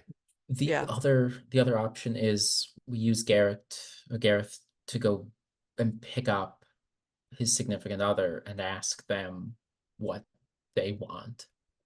Sure. True, if I Yeah. can't glean what Uman wants using my what is it called? My Mhm. awakened soul, Or and that yeah. might I be mean, I think it's too much of a stretch. I mean, yeah. insect, animal. I don't know. Mm. I don't think so. But I think. I mean, like, yeah. I mean, we can totally say that Hmm. Gareth will go and pick up Tulsa and bring him back. Toot sweet, and Tulsa will be like, oh, woman, what happened to you? And then like he'll kind of like give the bug guy like an embrace of sorts, as like Uman's like leg will kind of pat against his face. It's almost as if like he remembers, but can't say what it is. And like Tulsida will turn to all of you and say, "Is there any way to change him back? Do you know?" Sorry, I don't I don't think we're certain about that just yet. Not really my area of expertise. Victor, you mentioned at the start of this that you knew something about this condition. Transformations are different depending on the circumstances of them. We know of were creatures who maintain part of their humanity as they transform. They change depending on the time of day. Some people are changed through occult means and ritual, and this seems to be a very particular one that was enacted upon your loved one. There are experts who may be more of use to you um, if you are willing to travel the Gassignons. They may be able to help you. And where are they located, sir? Somewhere in France. But I warn you, the Gassions don't just provide assistance without recompense. You may end up being servants to that family the rest of your lives. Without Uman here and safe and sound, I don't really have a future here. They'll treat you well. That's not going to be an issue. It's whether you can. A lot of strange things happen in their keep. And if you can stay sane throughout all of that, you and Uman can have a life still. I will try anything. I, I thank you. If it is possible, can you write us a letter of introduction, so we do not appear on their doorstep and cause them issue? Mm-hmm. I will send a missive ahead for the two of you.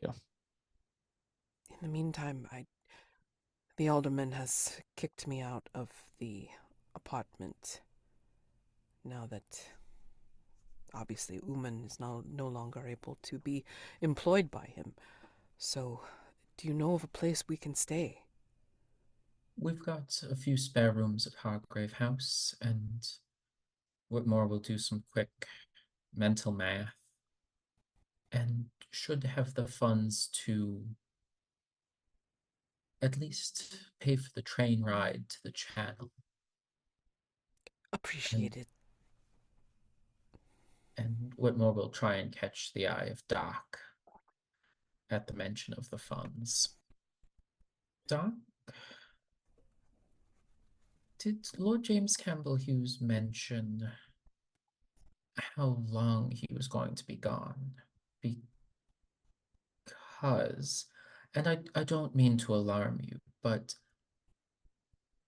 he did have a scheduled payment that, or a scheduled withdrawal from the Bank of London that he was going to be making in the next several days. I'm not sure our coffers actually have the funds for 2 train tickets at the moment. Hmm.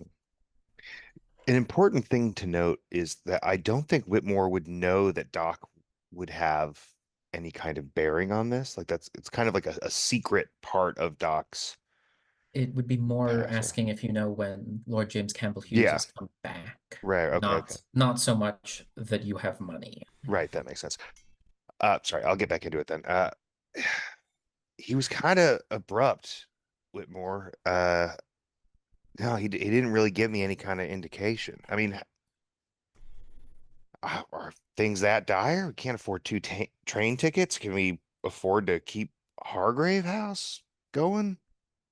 Perhaps I was a little bit hyperbolic. We've got an emergency fund, certainly, but what we do is not cheap.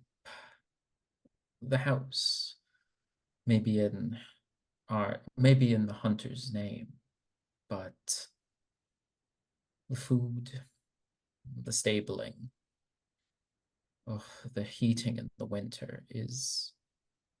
If Lord James Campbell Hughes does not come back soon, we may run into issues, Hmm. especially come winter. Hmm. That is distressing to hear. Well, I Do guess not maybe you and me and Victor need to put our heads together and figure something out. Maybe we can get a hold of old James Campbell Hughes somehow. Doc looks troubled, more troubled than he should be. Like, I think that's, important. Clearly thinking about something else. We certainly do.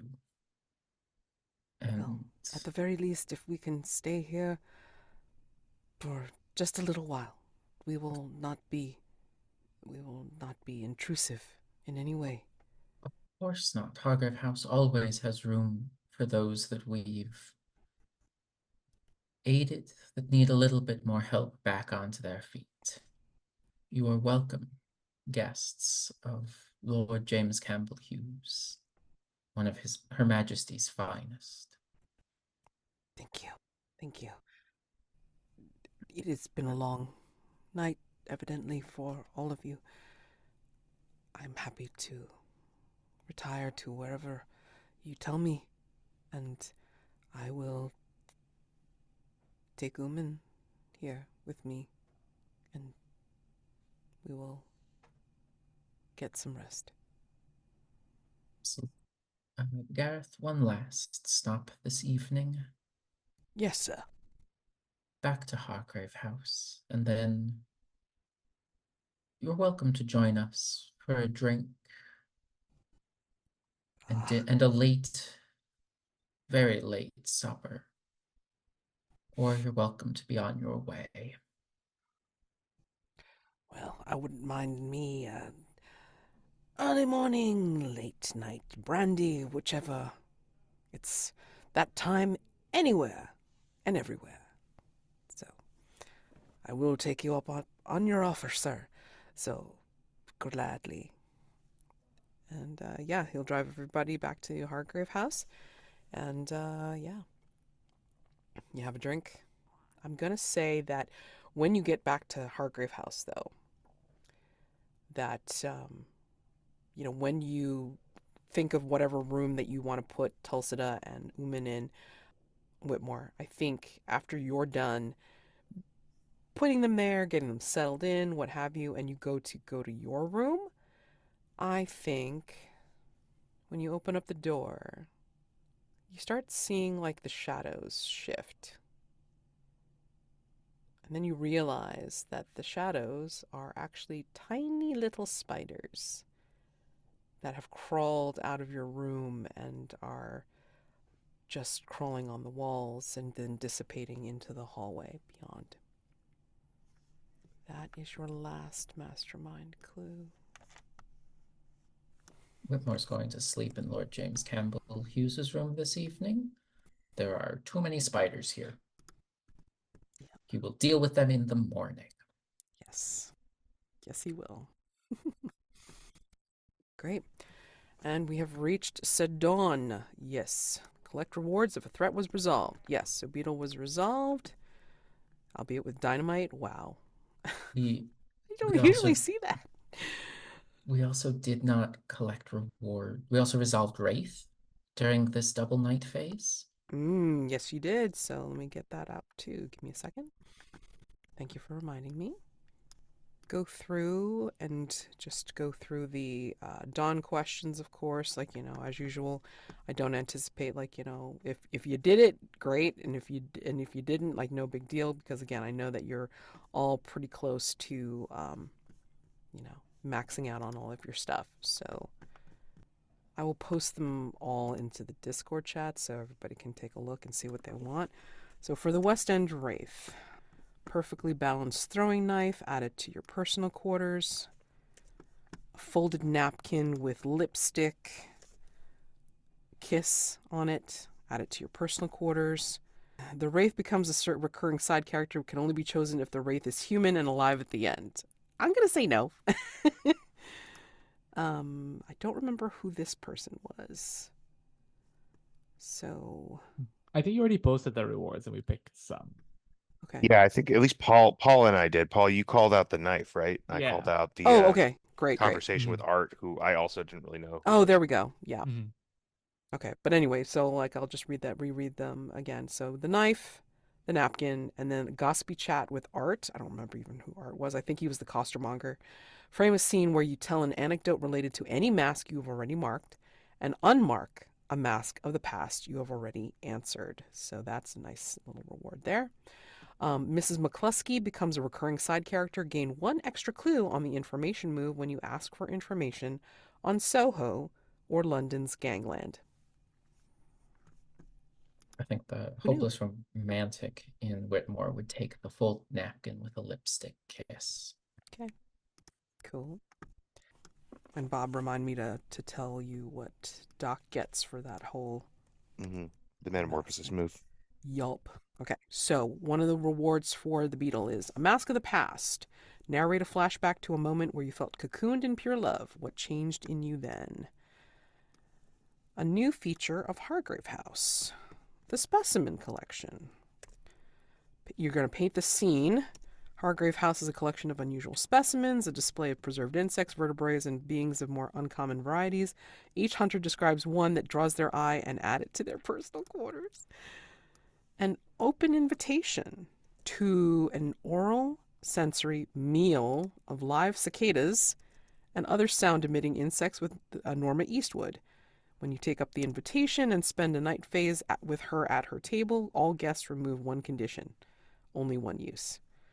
Or the usual, a memento from the investigation, ask another hunter what that is, and then add it to your personal quarters, and this is like 2 of those. So those are the rewards for the Beetle. If you want to discuss who gets what.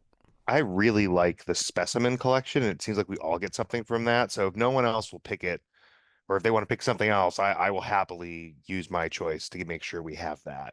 Okay. I was also going to, so it does not, I was also going to pick that one, so it does not matter to me. If you want that one, Bob, take it. That sounds good. I don't want to eat bugs. Not the I think slightest. from here on out, Doc is going to have enough bugs in his story for me personally. So that amount of bugs is all I need. So what is Victor, and what does Whitmore take from that? I'll take a memento from, let's go Doc. What's a memento from this hunt that I take with me? A big like ringleader's top hat. Nice. Yeah. I want Sweet. to say it has like mothballs in it though. Like Ooh, maybe mothballs sewed into the crown, so like the very, very top of the tall part of the top hat has like mothballs lining the inside of it. It emits a fairly strong medicinal smell. very good. Thank you. I think Whitmore's going to take the Mask of the Past then. Okay, so for curiosity's sake, Doc, custom move metamorphosis for taking the Mask of Brooding. When you mark the blood-soaked portal, you enter cocoon state. Roll with vitality. On a hit, you are born anew, stretching newly formed mandibles. Unmark the blood-soaked portal and all other masks of the future of your choice, except the gilded door. Remove all conditions except Most Beloved, but then take the permanent condition Transformed. On the 10 plus, you can fly as well. On a miss, you are born anew and are indeed magnificent to behold, but become a servant of the mastermind. Retire this playbook.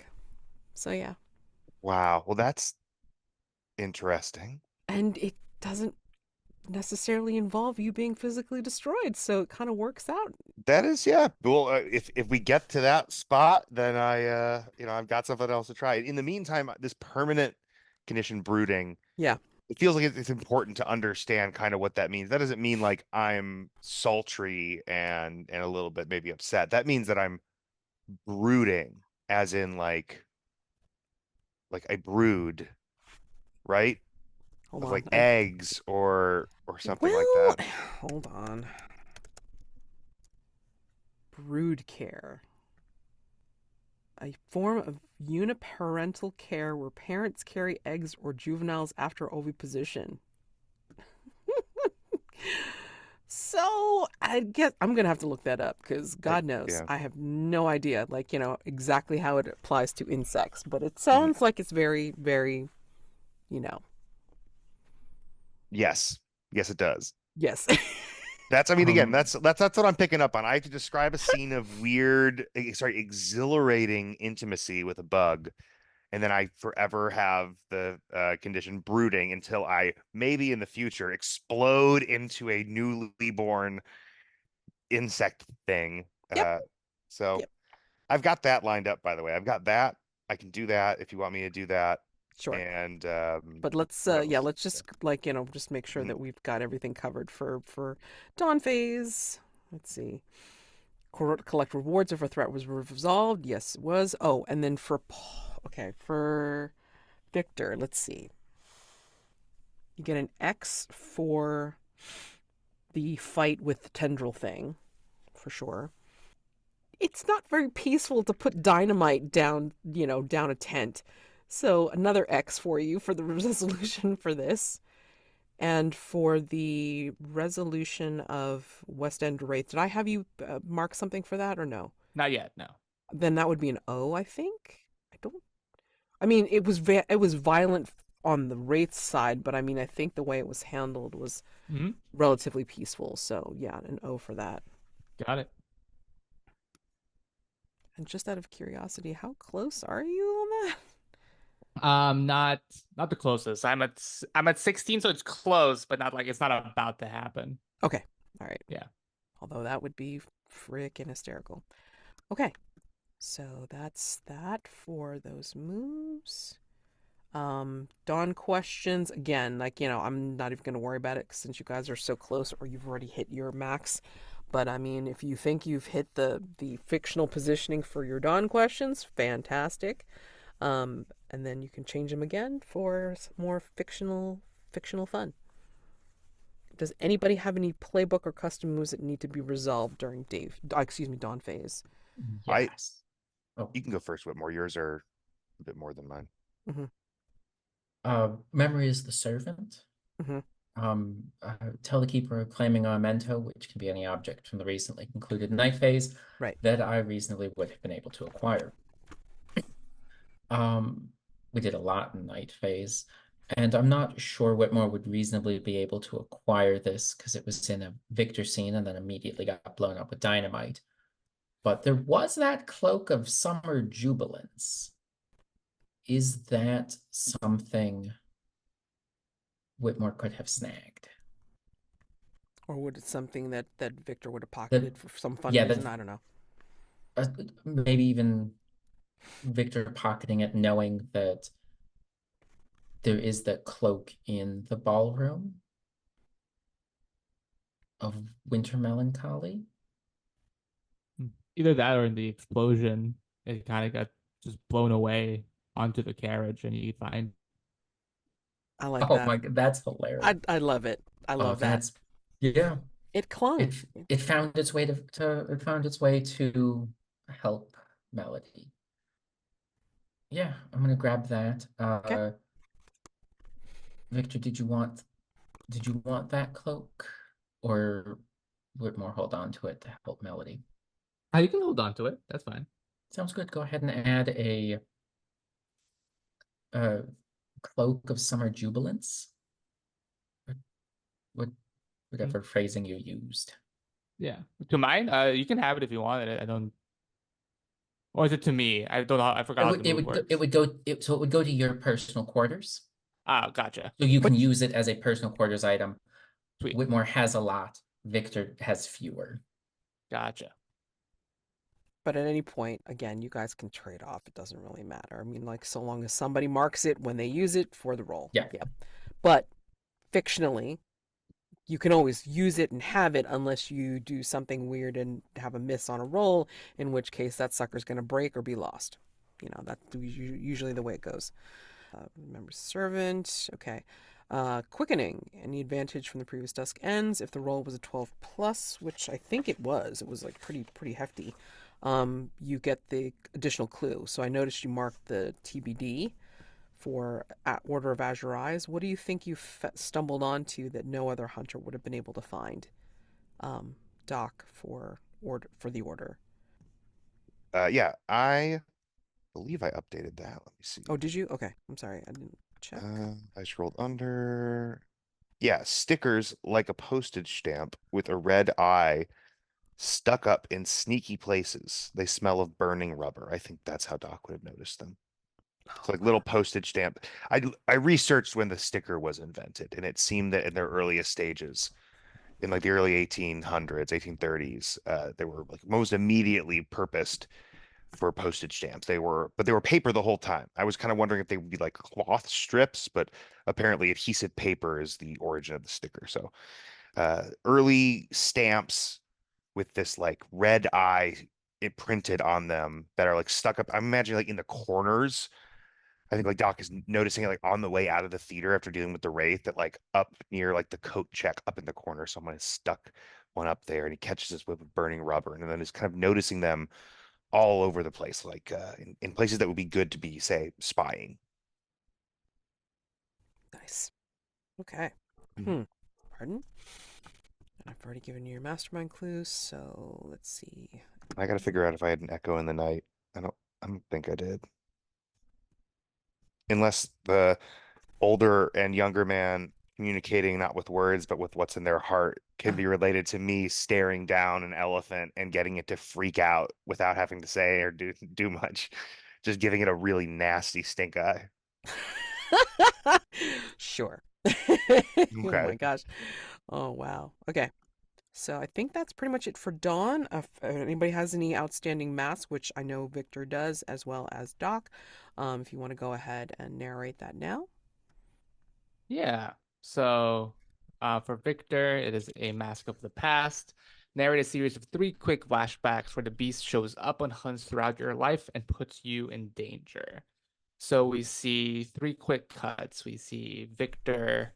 I think it is like um nighttime and he's in the desert and there's like somewhat of like the storm coming up from all around him. We see him kind of just like in this open quarry with rocks all around him. And then we just see him in a dense, dark, dimly lit forest. And we see in each of the different scenes, three things are fighting him. The first scene, in the sands, we see there's this like long-limbed, small, like short torsoed, almost too many articulations in the extremities, kind of like reptilian skin with a difficult to place like where the face is. But this creature keeps disappearing from Victor's eyes. And he closes his eyes and tries to listen and doesn't hear anything either. And then we see him get stabbed from behind. In this scene in the quarry, we see this what looks to be humanoid, but kind of just like a mass of musculature. And this creature um punches forward, and the musculature seems to extend the arm. More muscles gets created. It doesn't punch Victor fully. Victor is just outside the reach, but we see a single finger touch his forearm, and he looks down on it, and he automatically knows that that forearm has some broken bone in it. And in the last scene in the dark forest, we see a somewhat lithe looking humanoid, the most humanoid looking one out of the three creatures he seems to be fighting in these scenes, covered in chitinous like armor almost. Could be bone, could be chitin. It's tough to tell. And from its the back of its forearms, like the bones extend into these different weapons. And then we see quick scenes of Victor fighting these creatures. He's running through the sandstorm. He keeps getting hit. He turns around, gets a hit on the reptilian creature, but it disappears in a flash. We see him just get he gets like fully Loki'd by the muscle creature, just like tossed around. I mean, he gets thrown against the wall. And then the last one, it looks like more like a fight. He's fighting off these like bone blades, but then the armor on the face opens up, and then like what looks to be maybe like a bolt comes out of the mouth hole and tries to hit Victor, and he barely dodges. And then we see Victor defeating the reptilian creature. It's on it's on the ground now. Victor is covered in holes throughout his body, and where um he there's like a gash in the stomach of the creature, like a I think like a I think like a silver coin comes out of it, and we see on the coin is like a very embossed looking like what could be like a letter G, but a G in like a different, not an English language, but a G in a different language. And then we see him, um, both arms just hanging to him to his side. I think only one of his legs are still keeping him up. He's like dragging his body almost to the muscle-bound creature. This one just seems to be torn apart in very specific parts of the ligaments and musculature. And from it also, this gold coin with the G comes out of it. And this last one, we see Victor just pierce through with different, what looks to be like bone weapons. And he's just like on his knees, panting. This last creature on the ground. And once again, in this last scene, we see from behind him, the man with the glasses, bald head, goes, "Very good, Victor. Very good indeed. These facsimiles of the great families, we see. You defeated the Al Rumi very well. They're fast, they're very quiet. You're very clever how you took them down. It's surprising, Victor. Sometimes brute force can really win any fight.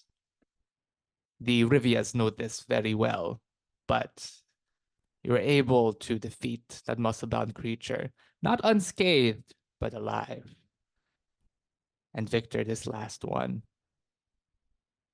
the most artistic of the three I made just for you. I didn't know at first how to recreate the Helsing's weaponry, but this one seemed good enough, right, Victor? Seems to have put up a good fight. And yes, Victor, yes, this was all on purpose. There's no doubt about that. I wanted to challenge you. I selected this challenge specifically for you, Victor, to make you stronger because I know what it takes to make you better, Victor. For the day I finally pluck my sample that I need. Because the other families are so easy to understand. The Rivias are strong, the Alrumis are fast and quiet. The Helsings, they are incredibly skilled, preternaturally so. But you, Victor, you and the Armstrongs, yes, your senses are better than most of the other families. But what really matters, and he goes in front of Victor, and Victor can't really move at the moment, just like pokes him right in the middle of your head, is your minds. I don't know how to recreate that. The Armstrongs' inborn killer instinct. Victor, I need you to be the best of your family so that when I finally take your brain apart, Victor, I will know what it takes to make one of you. Damn. Oh my god. Doc? Yeah. Wow. That is a lot. So I've got the mask from the Mask of Brooding. Mhm. Should we also after that do the specimen thing with the paper Yeah, scene? that would be fun. Yeah. Okay. And I also have a detail that is meant to bridge the gap between where we are and where we want to be as far as like the Pinkerton and Doc, Money, Hargrave House, all of that. So if Yeah. after that we I get have something from Lord James to Whitmore first. So if like, we perfect. want to kind of make it complicated, we'll do that one first and then you can do yours. Yeah. Um but yeah, let's go through your mask and then specimen collection. Sure. Awesome. It's easy peasy. That what I'm referring to is the proper name, this made up type of weird occult butterfly, which I'm calling the gold and silver foil butterfly, uh, from earlier from the board at the circus has escaped.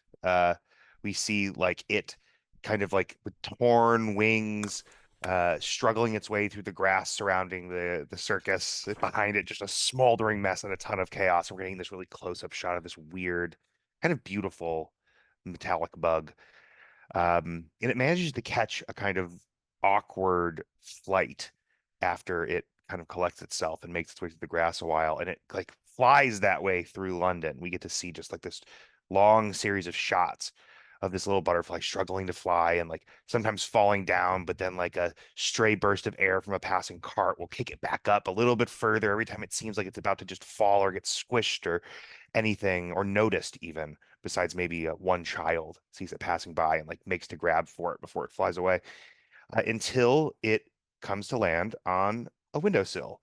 And inside that window, we see Doc um, setting aside like a very official looking envelope, tucking what looks like maybe a written telegram back in it, putting it on his bedside table, kind of furrowing his brow, looking back in a little side mirror at his sideburns, and then just slowly going in for the night, throwing some water on his face, blowing out the candle, getting into bed, and he sleeps like a real cowboy. He's like on top of the sheets and like snoring real big. And then we see the injured butterfly kind of like just squeeze its way in through a small window. It's been slightly cracked. Again, like its journey here, just kind of barely making it, but it all works out just fine. Right when it seems like it won't, it does make it through. And it does its kind of lopsided flight across the room and lands on Doc's nose. For a second, it looks like he's going to swat at it, and his arm kind of goes back down. And well, he's kind of as he's sleeping, like kind of wiggles his nose like he's got an itch. And then the butterfly crawls into Doc's open mouth and gets deep in there. Uh, and then the camera, like a long exposure, I forget the word for it now, where you have a camera shot that's looking at one thing over like a course of a really long time, but it's all sped up.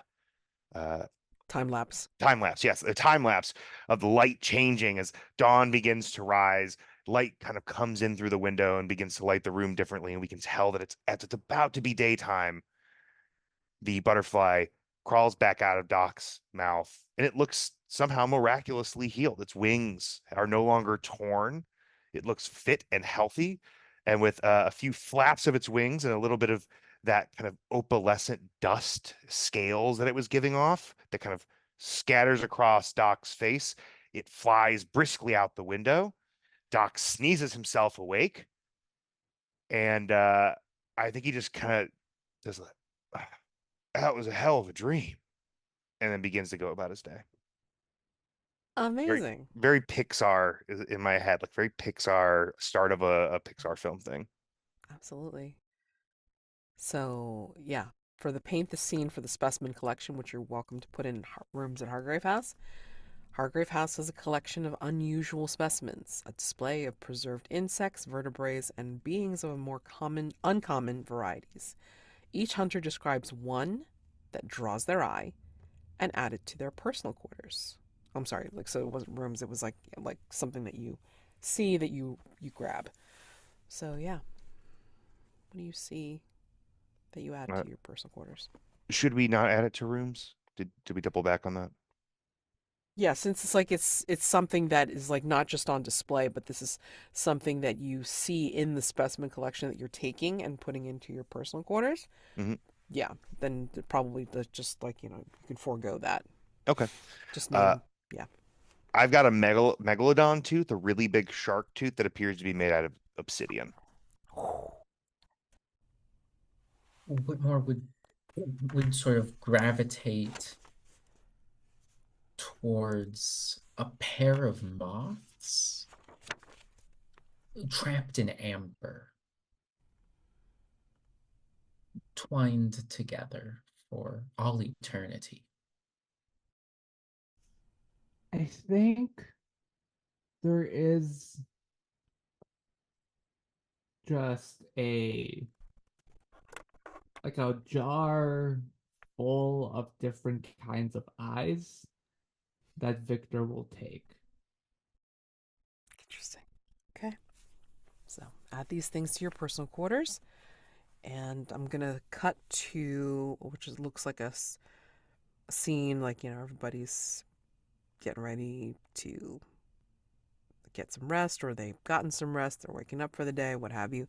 But I think somewhere in the twilight gloam, I think there is a subtle knock at the door, and maybe this person knows that you're already up, Whitmore, somehow.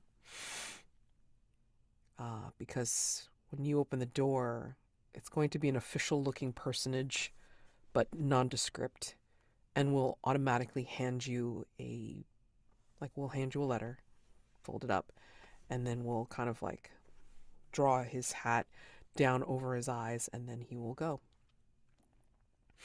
And it's almost like the morning fog in London is aiding and abetting him, because as soon as he turns and goes into the fog, like 2 steps, he's already gone.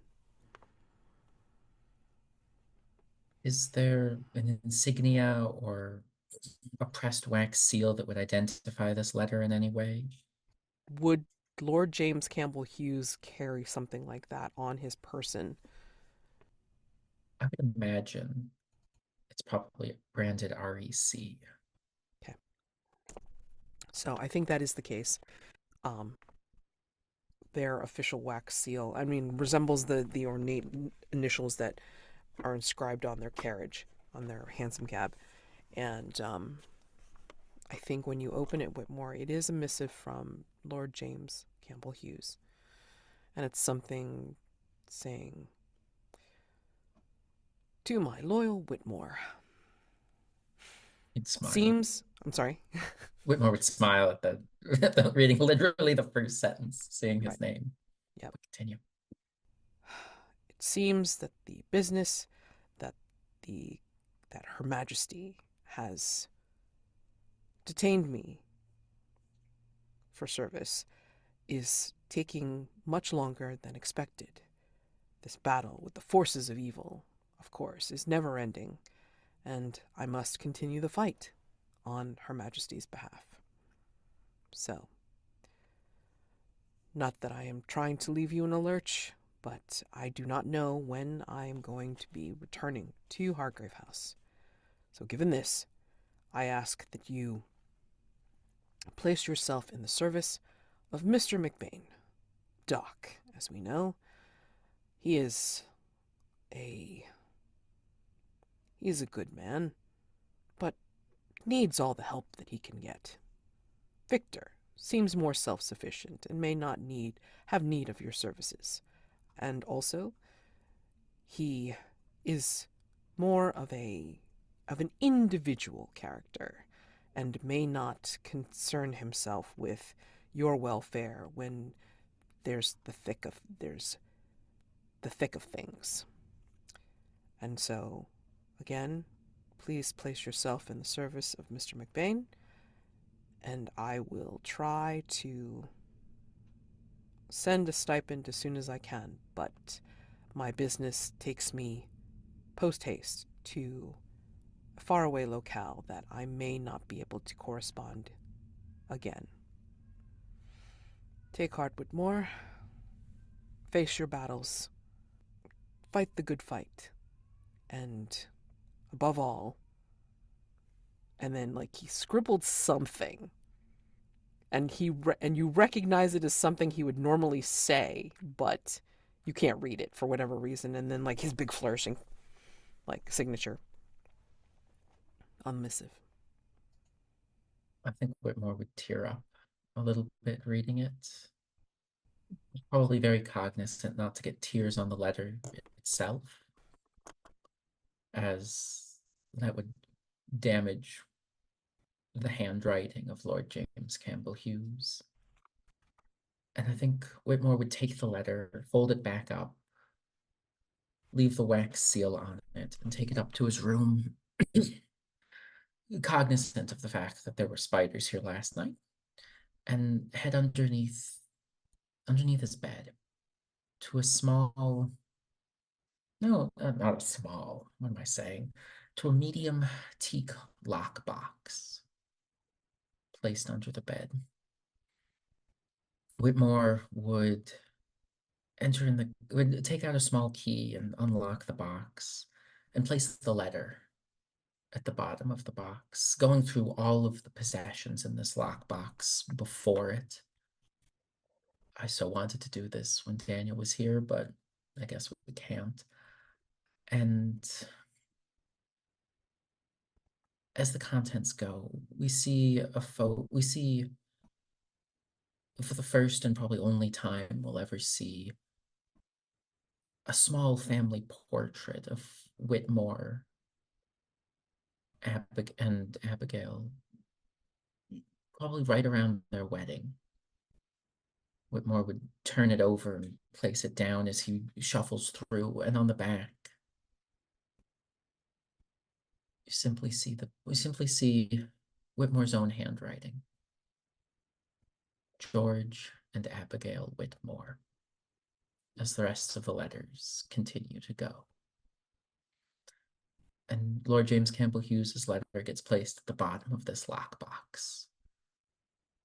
Whitmore would then seal the box back up, locking away his own hopes and dreams for that of someone else. Do you think that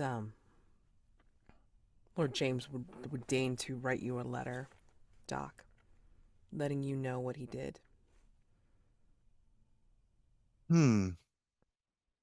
That's a good question. I don't think so, and not in like a dismissive way, like he wouldn't have thought of it. Mm-hmm. I just don't. I don't think he'd think that would be how to get the message across to Doc. Ah, That Whitmore perhaps would be the way to get the message across, especially in maybe changing some of the words from the letter in expressing not, hey, Lord James Campbell Hughes thinks that you cannot handle it. So I am here to help you out. Uh, I think Lord James Campbell Hughes would know implicitly that Whitmore would like perfectly translate his intent that was between the lines on the letter to Doc in letting Doc know, like, hey, Lord James Campbell Hughes did get me a message. Here's what we're doing from here on out. That's what I think. okay. All right. So I don't know if it this affects you doing what you plan on doing before we close out for the evening. I don't think so. I think it still fits. This is more about money than like, Whitmore in particular. But I think that this is just the contents of the letter that Doc was reading in the last mask I described before Yeah. bed. And it is a telegram which reads, Julius, this balderdash has gone on too long. Stop. You are a man, not a child. Stop. You've made your point. Stop. Believe for you. Stop. Return to the family estate at once. Stop. Word was sent to Bank of London. Stop. Call on them to fund return trip. Stop. Dress appropriately. Stop. Mother wishes well. Stop. Signed, or rather addressed from one Augustus George McBain II. Oh my gosh. Yeah, lucky us with the two name drops. But my question is, it's like, you're just doing this, or are you actually activating moss covered gate? Um, I mean, you don't have to. I mean, like, you could just say that the next one that you're going to do is just going to spring from this, and that the Pinkerton's in play. That's up to yeah, you.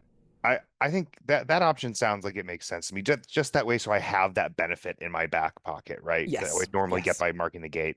But Okay. yeah, I would like to officially 100% sign on to let's get the Pinkerton in play. I think maybe we play this out next session, but what Doc does next with this information, knowing that Lord James Campbell Hughes is gone, is he goes to the Bank of London that has connected to the McBain family finances in the States and takes a bunch of money. And I think that would be the inciting incident, not only of kind of like confirming the Doc's parents that that is indeed where he is, but also to be like, well, now we have to send the Pinkerton Detective Agency after him. Yeah. He like emptied some of the coffers, not all of them. I don't think Doc would like ruin his family, but Doc takes a lot of money. Yeah. Yeah. Yeah. Oh my God. I love it. I love it. Although the Pinkerton doesn't know, it's like, they're like, short on funds. So it's like, I'm going to get paid. Oh My, boy, yeah, my bounty. that could be a good out. That could be a really good out. Hopefully, Yeah. maybe hopefully it resolves well. Well, we'll see. We'll see. So, yes, I will have the pleasure of new day phase, Pinkerton in play. That'll be hilarious. And then you still have Order of Azure Eyes. And then once those two things are done, Mastermind Threat. 2 sessions for that. I always run it. I always run it as two. Okay. Um. Anyway, let's do a quick stars and wishes if you can buzz through them. That would be great. I do have a couple that I would love to give out, and yeah, but I'll go last. Stars and wishes. I can do it quickly. Okay. Um, Star to both Whitmore and Doc for the name drops. That's always very fun. And star to Whitmore again. I feel like your scenes are always so like small yet significant, and it's always very contemplative, and it's always cool to see. Um, and star to Bob. Very good. Like something about a letter where it's like where you say stop just makes it very like of the time. And I don't think we've had that yet. I've never really had that in a game yet. So that's always fun. And the thing at the end where like your mother wishes well is very good because it's this you can imagine just the mother like looking over the shoulder and be like, please add this just really quickly right at the end. It's really fun. Um, Start to Mads for orchestrating the whole night phase is always it's always like a juggling act and doing a lot of different things at once. And Yeah. Wishes. Yeah, seeing the Azure eyes. I don't think I've really interacted with them very much yet. That's gonna be fun. And just like, yeah, just seeing the Pinkerton. Because like based on how the rules work, um, Victor can't just like kill them once they show up. So like finding the reason for Victor to be like, yeah, I'll defer to Doc to see. Like once Doc decides we can just kill him, then we can just go for it then. But until then, it's like I don't want to get in between that. So yeah, seeing how we do that is also fun. Star to both Bob and Mads for what is unfortunately the conversation right at the very start of session, hashing things out that might have missed the recording. That discussion just felt very, very natural, bouncing ideas off of people, off of you guys about what to do. Massive start at Paul, because you dropped some very raw Victor lines, just telling just casually threatening, casually murdering, casually dropping dynamite. These aren't casual acts, and you pulled them off incredibly. And a wish, I have absolutely no idea if Mads, you've got any plans of doing this, or Paul, if you've got any plans of continuing. Who in God's name is the man with the initial G from the mask? I feel like I need to know. Whitmore doesn't care. Jeremy does. Who is this man with the G? What is his purpose? Why is he harvesting Victor's brain? Please and thank you. Star to Paul for the dynamite. Thank you for bringing dynamite. Thank you for exploding something. Everything about it was perfect. Uh, the Victor lines also were really cold. They were cold as hell this session. Love that. But that dynamite, I'm on mute and my camera's not on, but I was jumping for joy. You didn't know this, but I was going, yes, yes, yes, dynamite.